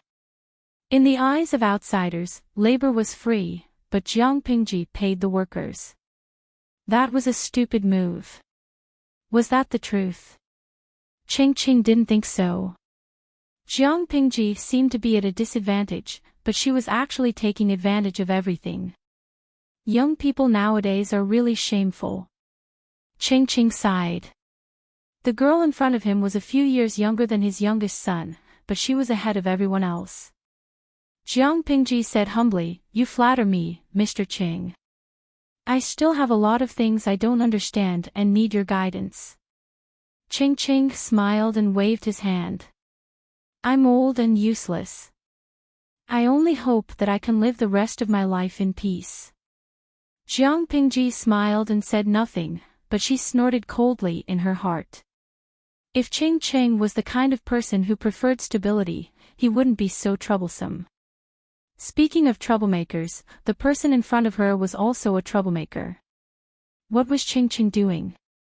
This person spent a lot of time and finally came up with a way to use different patterns to punctuate sentences. In fact, most scholars had their own habits of reading sentences, and they often used small symbols that they were used to mark sentences. On this basis, Ching proposed to use a unified symbol to punctuate sentences. At present, he was worried about what pattern to use. Since it was a symbol used to punctuate sentences, the symbol naturally couldn't be too complicated, but it couldn't be without a symbol. He scratched his head and thought of several patterns, but he was not satisfied with them, so he looked for Jiang Pingji and asked her to give him some suggestions. Seeing the pattern that Ching sent, the audience in the streaming room exploded before Jiang Pingji could come up with any ideas. Eugene Xiang, oh my god, is this the ancient version of punctuation? But other than the dot and circle, I can't recognize anything else. Ching gave a variety of symbol designs. The simpler ones, such as solid black dot and hollow circle, and the more complicated ones were similar to the Oracle bone script. The former was considered simple, but the latter was cumbersome and complicated. Jiang Pingji looked at it carefully, but she still felt that the patterns were too complicated and not concise. She was straightforward. Ching heaved a long sigh and said, "It's indeed complicated. If it's used for writing, it looks gaudy and affects the beauty of the paper. Some of the diagrams are too large, and they are not simple to use. This matter is really worrying." Ching was extremely worried, and the audience in the live broadcast room suddenly became excited. They felt that punctuation could be used. If they could see familiar punctuation in the live broadcast room, they would feel a sense of accomplishment. Li Wushuang, streamer, let me introduce something good to you. Our punctuation marks here are pretty good. The audience in the streaming room was enthusiastic, and Jiang Pingji had the same intention. She took out a new piece of paper and pretended to think for a moment. Then she picked up a pen and drew a dot and a line. Ching looked at it carefully. "What is the meaning of this, my lord? I thought that the words we learned today are made up of dots and lines. Since you want to create symbols to punctuate sentences, why don't you evolve it on this basis?" Jiang Pingji drew and wrote at the same time. Ching's eyes gradually lit up, as if he had received great inspiration. "According to what my lord said, a dot and a line can be used." Ching thought about it and drew a small circle on the paper with a pen. It was a full stop that the audience was familiar with. Such a small circle is concise and clear. If the blank space in the middle is painted, it will look different. Jiang Pingji said with a smile, "Exactly. You can also add a stroke to the black dot. It's also simple and easy to remember." She drew a comma. The black dot had a tail hanging from it, and it looked like a tadpole. The pattern was not big, and the image was concise and to the point. It was indeed easier to remember than the pattern that Ching had just come up with. Ching was suddenly enlightened. Inspiration swarmed in, and he hurriedly extended his creation on this basis. Jiang Pingji guided him from the side, and in a short while, she came up with a few basic symbols. Every time one was added, the bullet screen in the live broadcast room became lively as if it was a festival.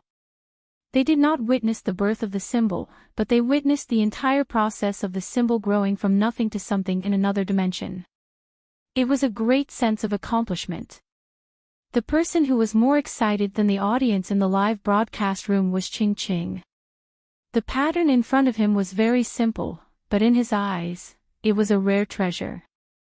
With symbols, it was natural to give these symbols meaning. Jiang Pingji pointed at the full stop and said, "A circle is a circle. Why don't you use this pattern to end it?" Ching nodded and immediately made a mark near the full stop. He pointed at the comma and said, "According to what my lord said, this symbol has the intention of extending. Why don't you use it to stop?" Jiang Pingji agreed with Ching's suggestion. After all, the comma was originally used to stop sentences. After discussing for the whole afternoon, Ching Cheng's spirits were still high. His eyes were shining. When Ching Cheng returned home, not to mention his wife, even his youngest son and daughter could see the joy on their father's face. "Father, what good thing happened to you? Why are you so happy?" Qing Yuan had been tired all day in the government office. He felt that his arm did not belong to him. He did not know why his father was so happy. There were so many things happening in Wanzhou that it was scary. When Qing Yuan was buried by the documents, he also felt a little remorseful. Why did he walk right into the trap? Ching Ching smiled and stroked his beard. He said, "Naturally, it's because there's been progress on the sentence reading." Really? Qing Yuan knew why his father had been worried recently. Because of this, he had not been able to sleep well all night.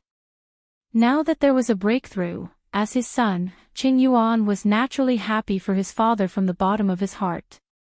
"Of course it's true." Qing Qing glanced at his son and said with some disdain, "There's no end to learning. You have to work hard." In the beginning, Qing Qing was quite satisfied with the knowledge of his two sons, but compared to Jiang Pingji, he felt that he despised everything. Qing Yuan could be said to be extremely innocent after being suddenly lectured by his father. He had not been slacking off recently. Why did his father suddenly give him a warning? At the same time, the city gate had been locked, but a large group of carriages arrived outside the city. They thought that it was a passing caravan that would soon turn to another place to spend the night and enter the city at dawn. Who knew that the other party would stand outside the city in a daze and have no intention of moving? The soldiers guarding the city felt that something was wrong and sent someone down to inquire. "Who are you? Where are you from?" "We're from out of town. We're here to seek refuge with our relatives." The person who replied was a servant dressed as a child. Although he spoke in Dongqing's official language, his pronunciation was stiff and it was a little difficult to listen to. When the soldier heard the other party's accent, his brows furrowed fiercely. His tone was a little forceful, and he bluntly chased them away.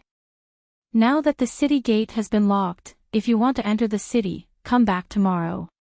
The servant smiled apologetically and handed over a money pouch filled with broken silver. "Brother, please don't be angry.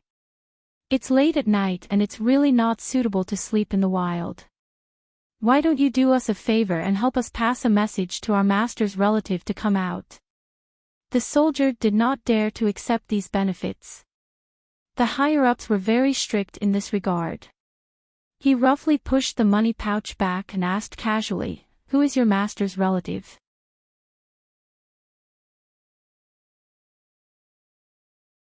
Chapter 825. Commandant Li.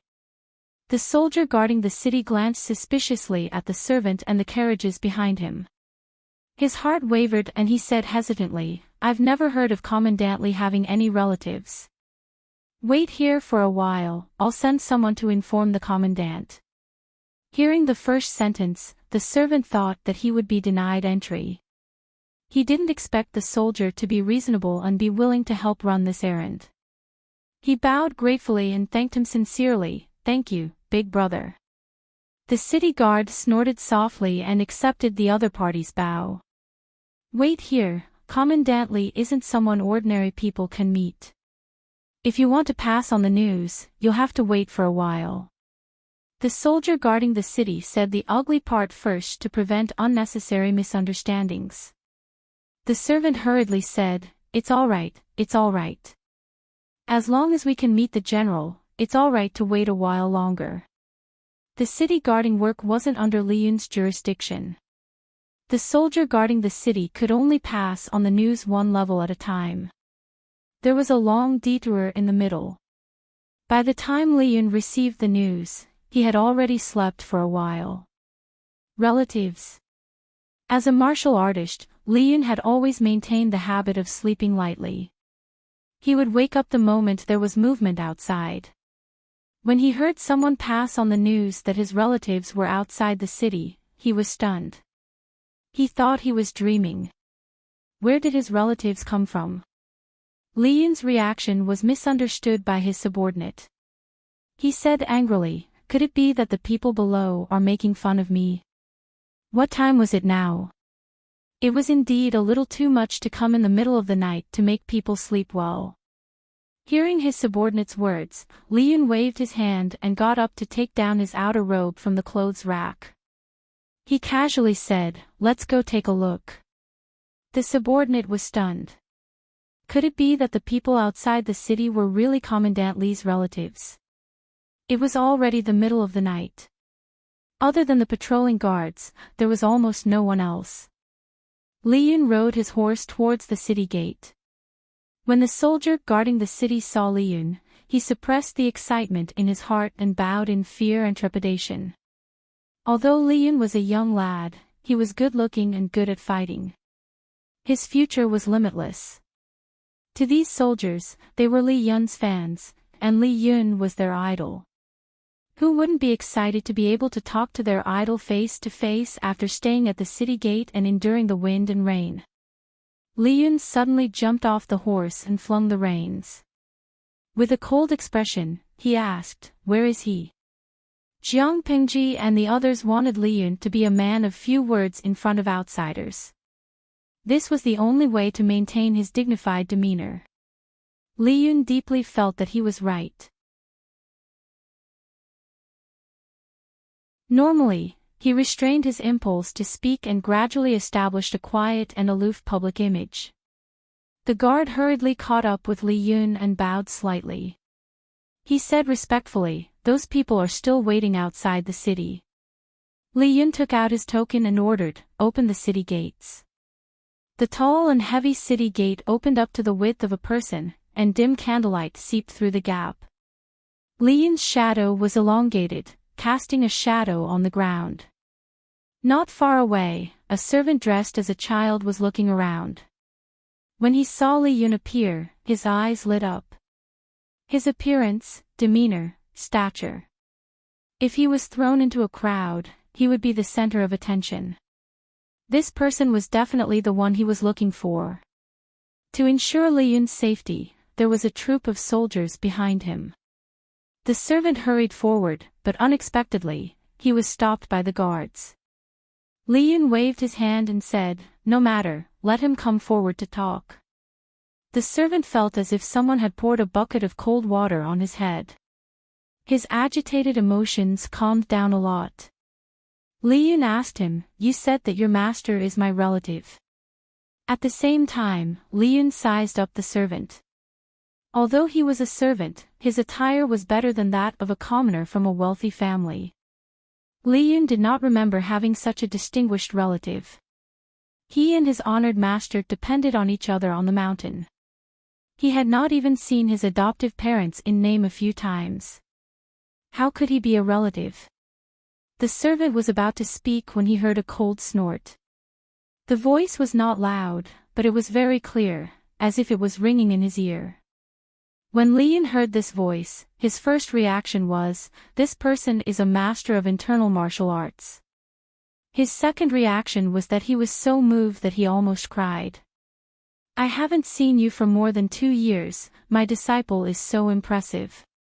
It was clearly a reprimand, but there was an indescribable pampering and joy in the voice. Li Yun was so excited that he almost forgot to speak.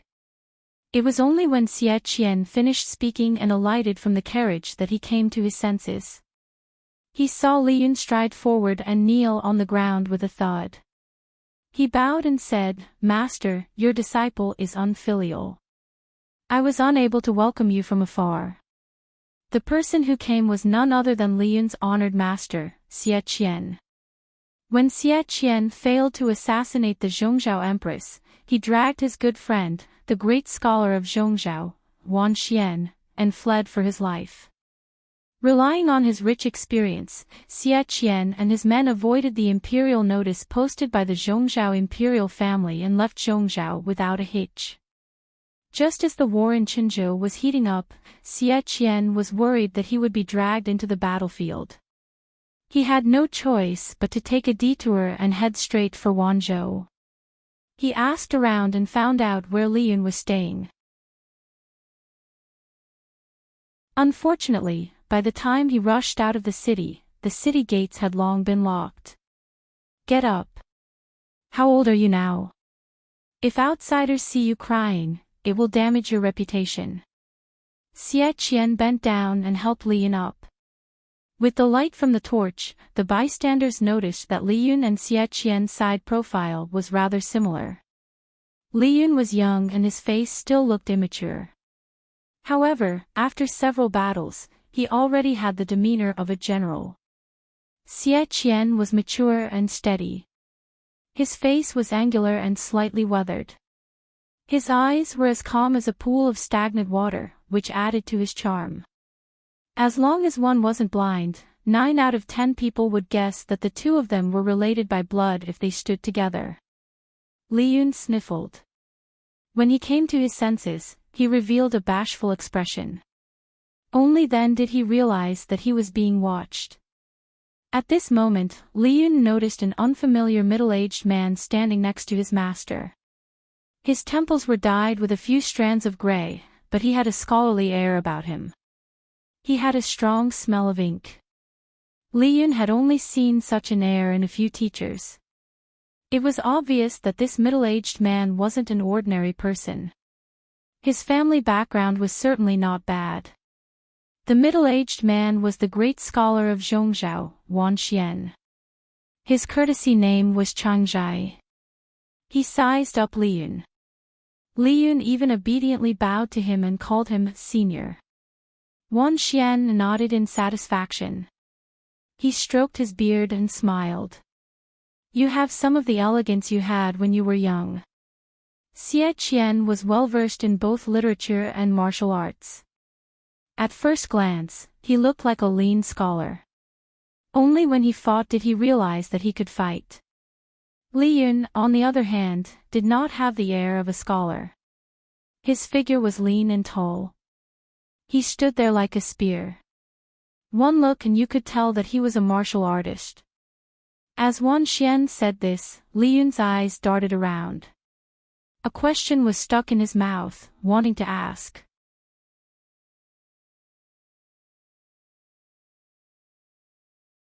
Chapter 826. Could it be as Lu Shi said, that he and his master were not master and disciple, but father and son? Wan Xian also said that he resembled his master when he was young. This piqued Li Yun's curiosity, as if a few kittens were gently scratching him. Xie Qian sighed softly and said, "This is not the place to talk. Can we enter the city for a chat?" Li Yun hurriedly said, "Of course. Please follow me, master and this gentleman." After all, he was Li Yun's relative. Even Li Yun acknowledged him, so the city guards naturally had to open the city gates to let them in. The city was quiet. Occasionally, the sound of the night watchman could be heard. Li Yun brought him back to his mansion. Although his house was only a 2-level mansion, there were still many empty rooms. Xie Qian looked at him and felt gratified. "Looks like you've been doing well these past few years." Wanzhou was the place where the Tsing-Yi army and the Red Lotus group wreaked havoc the most. But now, the buildings in the city were lined up neatly, the streets were wide and tidy, and the air was fresh and clean. It was unlike other cities, where the streets were filled with filth and the air was filled with foul odors. Li Yun invited Xie Qian to sit in the seat of honor. His eyes were filled with admiration. "Master," in the end, Li Yun was so nervous that he could not speak. It was as if thousands of flies were buzzing in his head. Xie Qian took a sip of tea and casually raised his head to look at Li Yun, who was kneeling not far away. He asked calmly, "What's the matter?" Li Yun stammered, unable to speak. After all, it was somewhat shameful to ask his master if he was his biological father. What if it was a misunderstanding? Master left a letter in the thatched cottage, saying that he wanted to seek revenge. Then, did he succeed? Li Yun cowered and changed his question at the last minute. If Li Yun dared to look up, he would have realized that Xie Qian's bearing was not something an ordinary martial artist could have. One's temperament changed one's body. That was obviously a noble bearing that could only be cultivated in a wealthy family for a long time. How was it like living in seclusion in the mountains for more than 10 years? Hearing Li Yun's question, Xie Qian's hand that was holding the tea paused. He almost spilled the tea. Xie Qian was also a martial artist. His kung fu was unusually stable. To make him make such a mistake, it was obvious how lethal Li Yun's question was. No, I failed. Xie Qian squeezed out these words through gritted teeth. Li Yun lowered his head and asked weakly. He seemed to have accepted his fate. Earlier, I met my lord's father, the Chongzhou magistrate, Lu Shi. He said that he and my father were childhood friends. He even said that this disciple is not only master's disciple, but also very likely to be your biological son. Master, is this true? Xie Qian tilted his head and searched his mind for Lu Shi's face. He hadn't seen Lu Shi for many years. The impression he had of Lu Shi was still that of his youth. Li Yun saw that his master did not reply for a long time. His heart sank and almost sank to the bottom. What do you mean by very likely? It's true. Xie Qian added in a slightly displeased manner. His own son had been taken in as a subordinate by his enemy's daughter, and this matter was quite stifling. More importantly, the relationship between Xie Qian and Lu Shi was not as good as the latter made it out to be. When Li Yun heard this, he suddenly raised his head in astonishment, unable to contain his joy. After a long pause, he spat out a word, "Father." Xie Qian nodded lightly. Yes. On the other hand, Li Yun was stuck. The expected reunion between father and son was supposed to be a touching reunion. Why was it so dull? Father, then why don't you acknowledge me as your son? Li Yun felt a little wronged. He and his adoptive parents only met twice a year. The person he interacted with the most was Xie Qian. When he was young, he often wondered why his master was not his father. Xie Qian lowered his eyes and said, "When did I not acknowledge you?" Li Yun was stuck again. A teacher for a day, a father for life. The family spear technique needs to be passed down from master to disciple. Since I am your master and your father, when did I not acknowledge you? Li Yun was speechless. What he said made so much sense that he was speechless. Then this surname. Li Yun lowered his head and struggled for a while. His mood also lightened up. Your father was chased out of the family. Naturally, your surname cannot be Xie. Xie Qian answered matter-of-factly. He continued, in that tragic case, I brought you along and luckily escaped. In my muddle-headedness, I forgot who I was. I wandered all the way from Hejin County to Fengyi County. Later, I was taken in by the Li couple.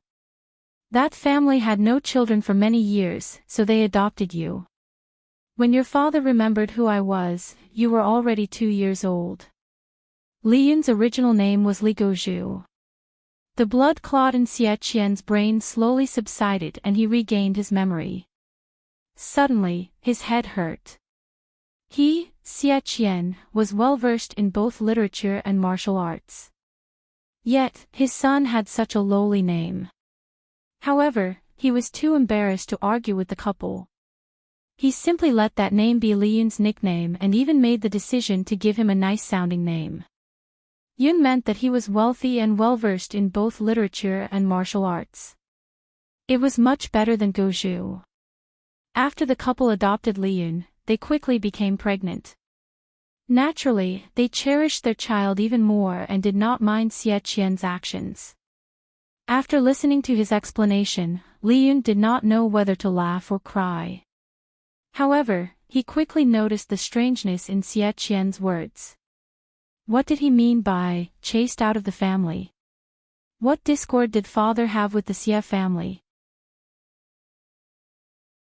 There were 4 noble families in Dongqing: the Feng family of Shangyang, the Wang family of Langjie, the Xia family of Jiangning, and the Meng family of Zhangzhou.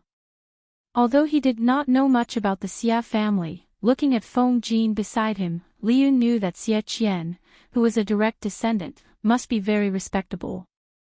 According to Lu Shi, Xie Qian was a leading figure of his generation. How did he become like this? Because of Xie Qian, Li Yun specially asked Feng Jin about the Wang family of Langjie and the Xia family of Jiangning. He discovered something strange. These 2 families seemed to have faded out of sight at the same time. Their activities in the imperial court had decreased. Xie Qian's eyes slanted and he said plainly, "You are still a child. This matter has nothing to do with you." Li Yun was disheartened. He stubbornly changed the question, then father's enemy is the person who killed Yun's mother. Who is that person? This time, Xie Qian did not avoid the question. Instead, he said, a demon. This monstrous genius wasn't just a curse, it was a real monstrous genius. Li Yun wanted to continue asking, but when he saw Xie Qian's calm face, all his courage disappeared. Then, will father still leave? Li Yun's goal in life was very simple. He wanted to take care of his master, marry a wife, and have children. With his persistent efforts, he finally had a sliver of hope for the latter. If his master left, who would he take care of? I'm not leaving. These 3 simple words were like music to Li Yun's ears. Tomorrow, introduce me to him, Xie Qian said. Introduce. There are some things that I need to discuss with your lord. Even if I can't find Lu Shi, it will be the same if I can find his daughter.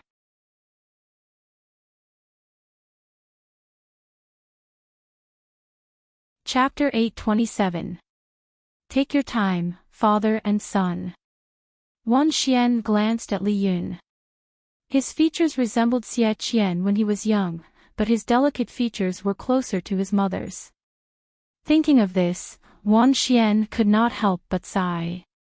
If not for that incident, Xie Qian and his wife would be an enviable immortal couple. Li Yun hurriedly let the servants lead the way and brought Wan Xian to the guest room. Seeing his son's busy appearance, Xie Qian smiled and said, "After 2 to 3 years, you've grown a lot."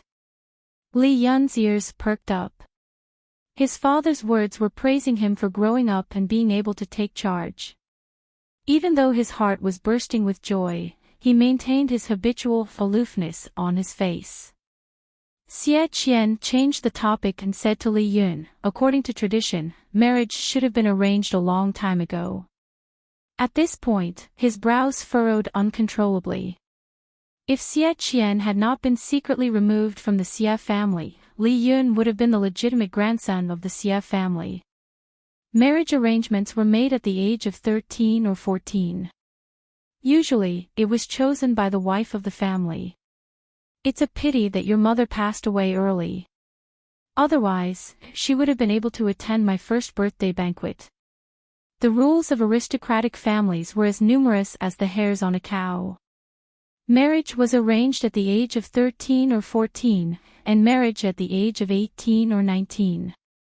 Considering Li Yun's age, he should have gotten married long ago and had children. The current situation was a little awkward. It felt like he was stuck between a rock and a hard place. As someone from an aristocratic family, although Xie Qian did not crazily value bloodline, he did not see himself as a commoner. When his son arranged a marriage, it was best for the bride to be of noble birth. She did not need to have a distinguished family background, but she had to be smart. The main point was, she had to be smart. It couldn't be helped, Xie Qian's nerves were strained by that strange demon. He was afraid that his son would marry the wrong wife and ruin 3 generations. Xie Qian mentioning Li Yun's birth mother calmed Li Yun's swollen mind. Ever since he was young, he had never heard Xie Qian talk about his birth mother. Li Yun asked carefully, "Father, I heard from Governor Liu that my mother was from the Langyawang family. Both parents were direct descendants of the 4 noble families.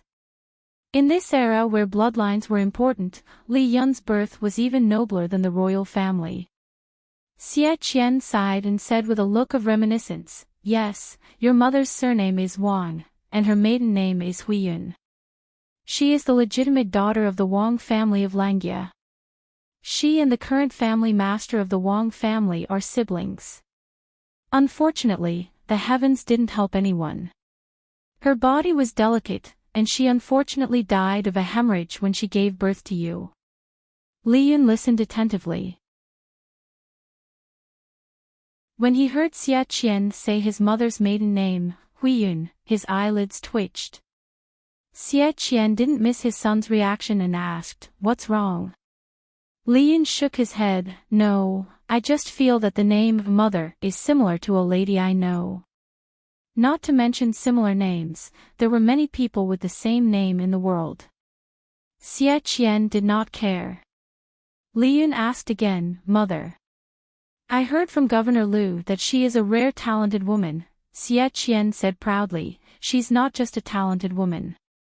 Using Liu Shi as an analogy, your mother's talent is more than enough to crush Liu Shi."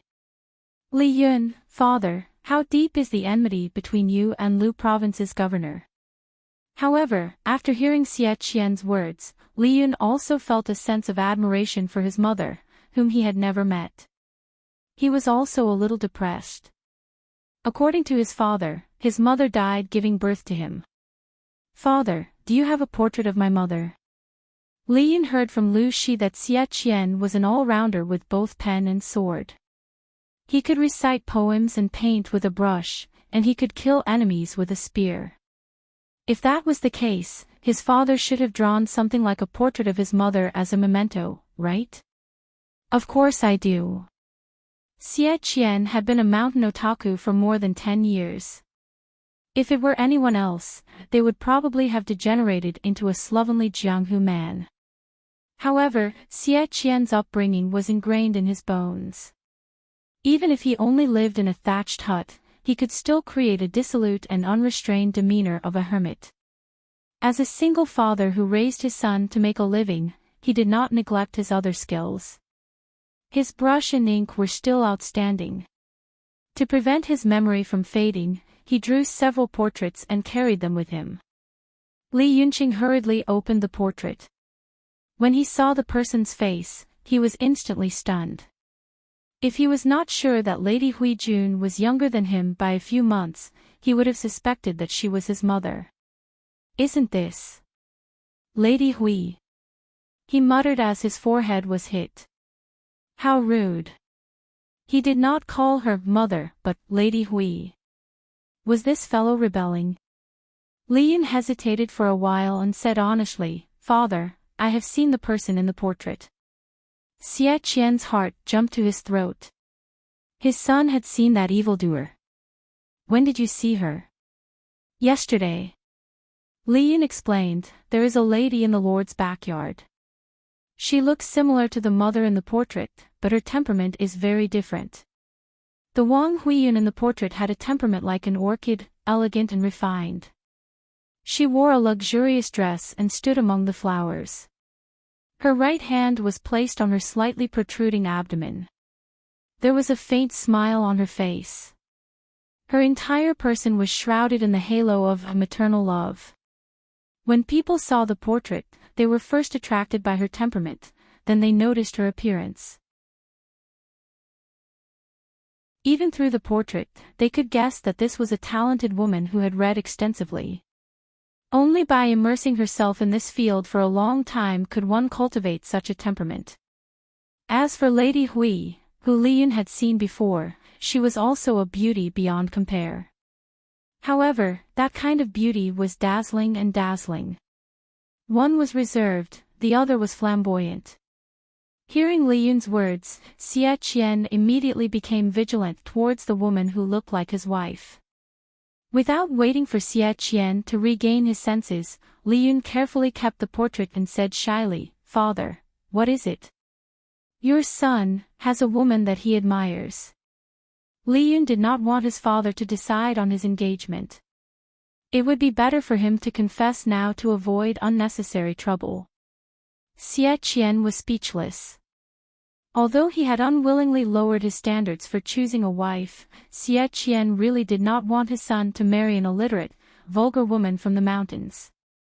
Xie Qian immediately pictured in his mind a woman with a mouth full of yellow teeth, spittle flying everywhere as she spoke, black dirt hidden under her nails, noisy eating, snoring like thunder in her sleep, scolding and scuffling with others.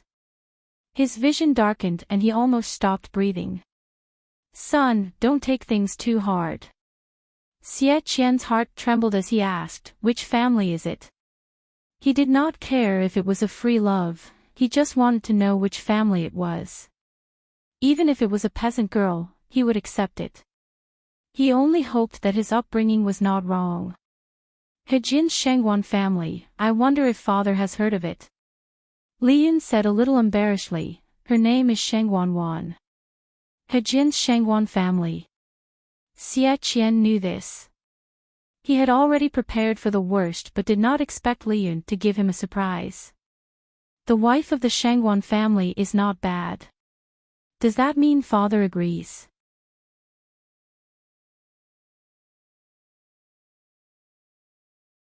Chapter 828.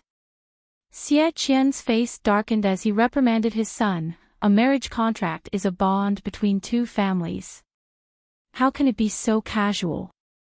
Parents could turn a blind eye to the fact that they had feelings for each other before marriage, but the marriage rules couldn't be messed around. Li Yun was like a frosted eggplant. His heart that had flown high up in the sky fell to the ground again. "What do you mean, father?" "Of course it's a serious discussion about marriage. We'll invite Iceman to be the matchmaker. Everything will be ready." Li Yun thought of Shangguan Wan's situation and said with a headache, "I'm afraid that won't work." "Why not?" "Wan escaped from her ex-husband's house. Her maiden home is controlled by her stepmother. If Wan goes back, she will not be able to return." Xie Qian was speechless. He was dumbfounded by his son's successive landmines. Could he tell her all the scares at once?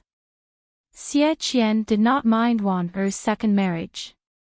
He was just a little worried, escaped from her husband's house. "What do you mean? Could it be that she is still engaged?" Seducing a married woman, was his son asking for a beating? Li Yun shook his head like a rattled drum and hurriedly explained, Wan and her ex-husband were indeed engaged, but before she could marry into the family, she died. That in-law's family was extremely harsh, they did not let it go and forced Wan to be a widow, almost causing Wan to die. Her husband is dead, so Wan should be free. I admire her, but I also want to tell father about this. It's a clear path. After all, he was still a naive young man. Li Yun's face was already red before he finished speaking. If father insists on proposing marriage to Iceman, you can mention it directly to the Lord. Xie Qian's emotions fluctuated. He asked doubtfully, "What does this have to do with your lord?" "The Lord and Wan are like siblings." "No, like sisters. Now Wan has no one to rely on. Only the Lord is her family." Xie Qian was speechless. Although his own pig finally knew how to woo cabbages, his son's brain was a little slow. Seeing Li Yun's sparkling eyes, Xie Qian felt tired and could only nod in agreement. "Deal. Tell your lord about this in detail tomorrow." Li Yun heaved a long sigh of relief. He was so excited that he couldn't sleep the entire night. The next day, he woke up on time to practice his spear dance. He instructed the servants to pay attention to Xie Qian and Wan Xian's movements and immediately prepare breakfast. Don't assume that Li Yun was very dedicated to his work and went to work early in the morning. He had only taken a detour to intercept Shang Wan. Li Yun leaped up. Relying on his height, he easily reached the top of the wall and called out to the courtyard. Shang Wan was not the first to notice Li Yun. Instead, it was the urchin who was studying below who noticed him. Seeing the familiar person lying on the wall of the courtyard, the urchins all looked at Shang Wan with smiles. Shang Wan blushed in annoyance and placed the bamboo slips on the table while the group of radishes burst into laughter. Everyone, write down the words on the board. We'll check it later. There was a simple blackboard and chalk in the courtyard. The blackboard was just a piece of board that was painted black. The so-called chalk was actually chalk, a type of limestone. When the iron mines in Xiangyang district were mined, they could be made into chalk. Before this, no one had thought of using this white material to write and teach. It was the Lord who was clever and good at making use of it. What are you doing here again? Li Yun took something out and said to her, I passed by here and brought you some breakfast. Shang Wan took it and realized that Li Yun was still looking at her with a burning gaze. She felt a little shy. Still looking. Shang Wan said angrily, when are you coming over? Why must you let the students watch a joke? Li Yun scratched his head and said uneasily, isn't this too happy? My father came last night. Master is really my father. Shang Wan was shocked. Seeing Li Yun's rosy face, she felt a little nervous. You idiot. Did you tell your father about us? Of course he did. Li Yun added, Father said that he would discuss this matter in detail with the Lord today. Shang Wan wished she could crush Li Yun like a bun in her hand. How could marriage be a child's play? At least let her be mentally prepared. You're not willing. Li Yun looked at her expression carefully. He thought of the day of his triumphant return, when Wan threw a sachet to the Lord and didn't even look at him. His heart felt so suffocated that it was indescribable. Shang Wan snorted softly and said in a low voice, You didn't even discuss such an important matter with me. Li Yun felt wrong too. He hung his head and said, But Wan already agreed. He even secretly held her little hand with Shang Wan's tacit consent. Times have changed. An ugly daughter-in-law would have to meet her in-laws sooner or later, but she had to be allowed to dress up and be mentally prepared. Shang Wan's heart softened when she saw Li Yun's dejected expression. Forget it, what's the use of saying this now? I don't blame you. Shang Wan said, It's getting late. Go to the military camp early and don't delay. As for the marriage proposal, if Lanting agrees, I'll agree. Shang Wan's cheeks blushed. Without waiting for Li Yun to come back to his senses, she had already gone to the corner door and slammed it shut. Li Yun was left standing on the spot, laughing uncontrollably. Although Shang Wan was married, she was a widow. She didn't even have a fire-repelling painting as her dowry. She was as clean as a blank piece of paper when it came to matters between men and women. Her previous marriage made her disheartened. It was at this time that Li Yun rashly barged into her life. She wanted to learn martial arts to kill the enemy, so Jiang Pingji sent Li Yun to give her special lessons. Unexpectedly, after a while, she was moved by this innocent youth. At first, Shang Wan had no intention of remarrying, but if it was Li Yun, she really couldn't refuse. Li Yun introduced Xie Qian to Jiang Pingji. He was more attentive than Xie Qian himself. When Jiang Pingji found out about this, she couldn't help but be stunned. She didn't expect Xie Qian to appear there. She bowed to Xie Qian as a junior. I've often heard my father talk about you. Now that I've met you, I realize that my father's words can't describe you at all. Xie Qian had the elegance of a scholar and the heroic bearing of a general.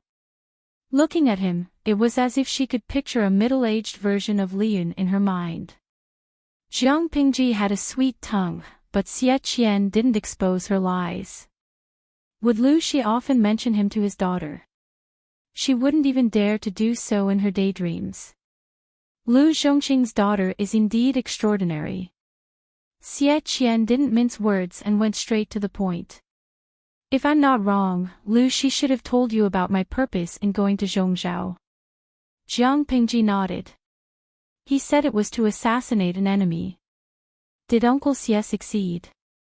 You're tuning into the LoveLore Library YouTube channel. We're so grateful for your support, and don't forget to subscribe to join us on this incredible journey through captivating stories. Your generosity through donations truly makes a world of difference, as it's the primary source of revenue that allows me to expand and enhance this channel for you. Thank you from the bottom of my heart for being a part of this adventure.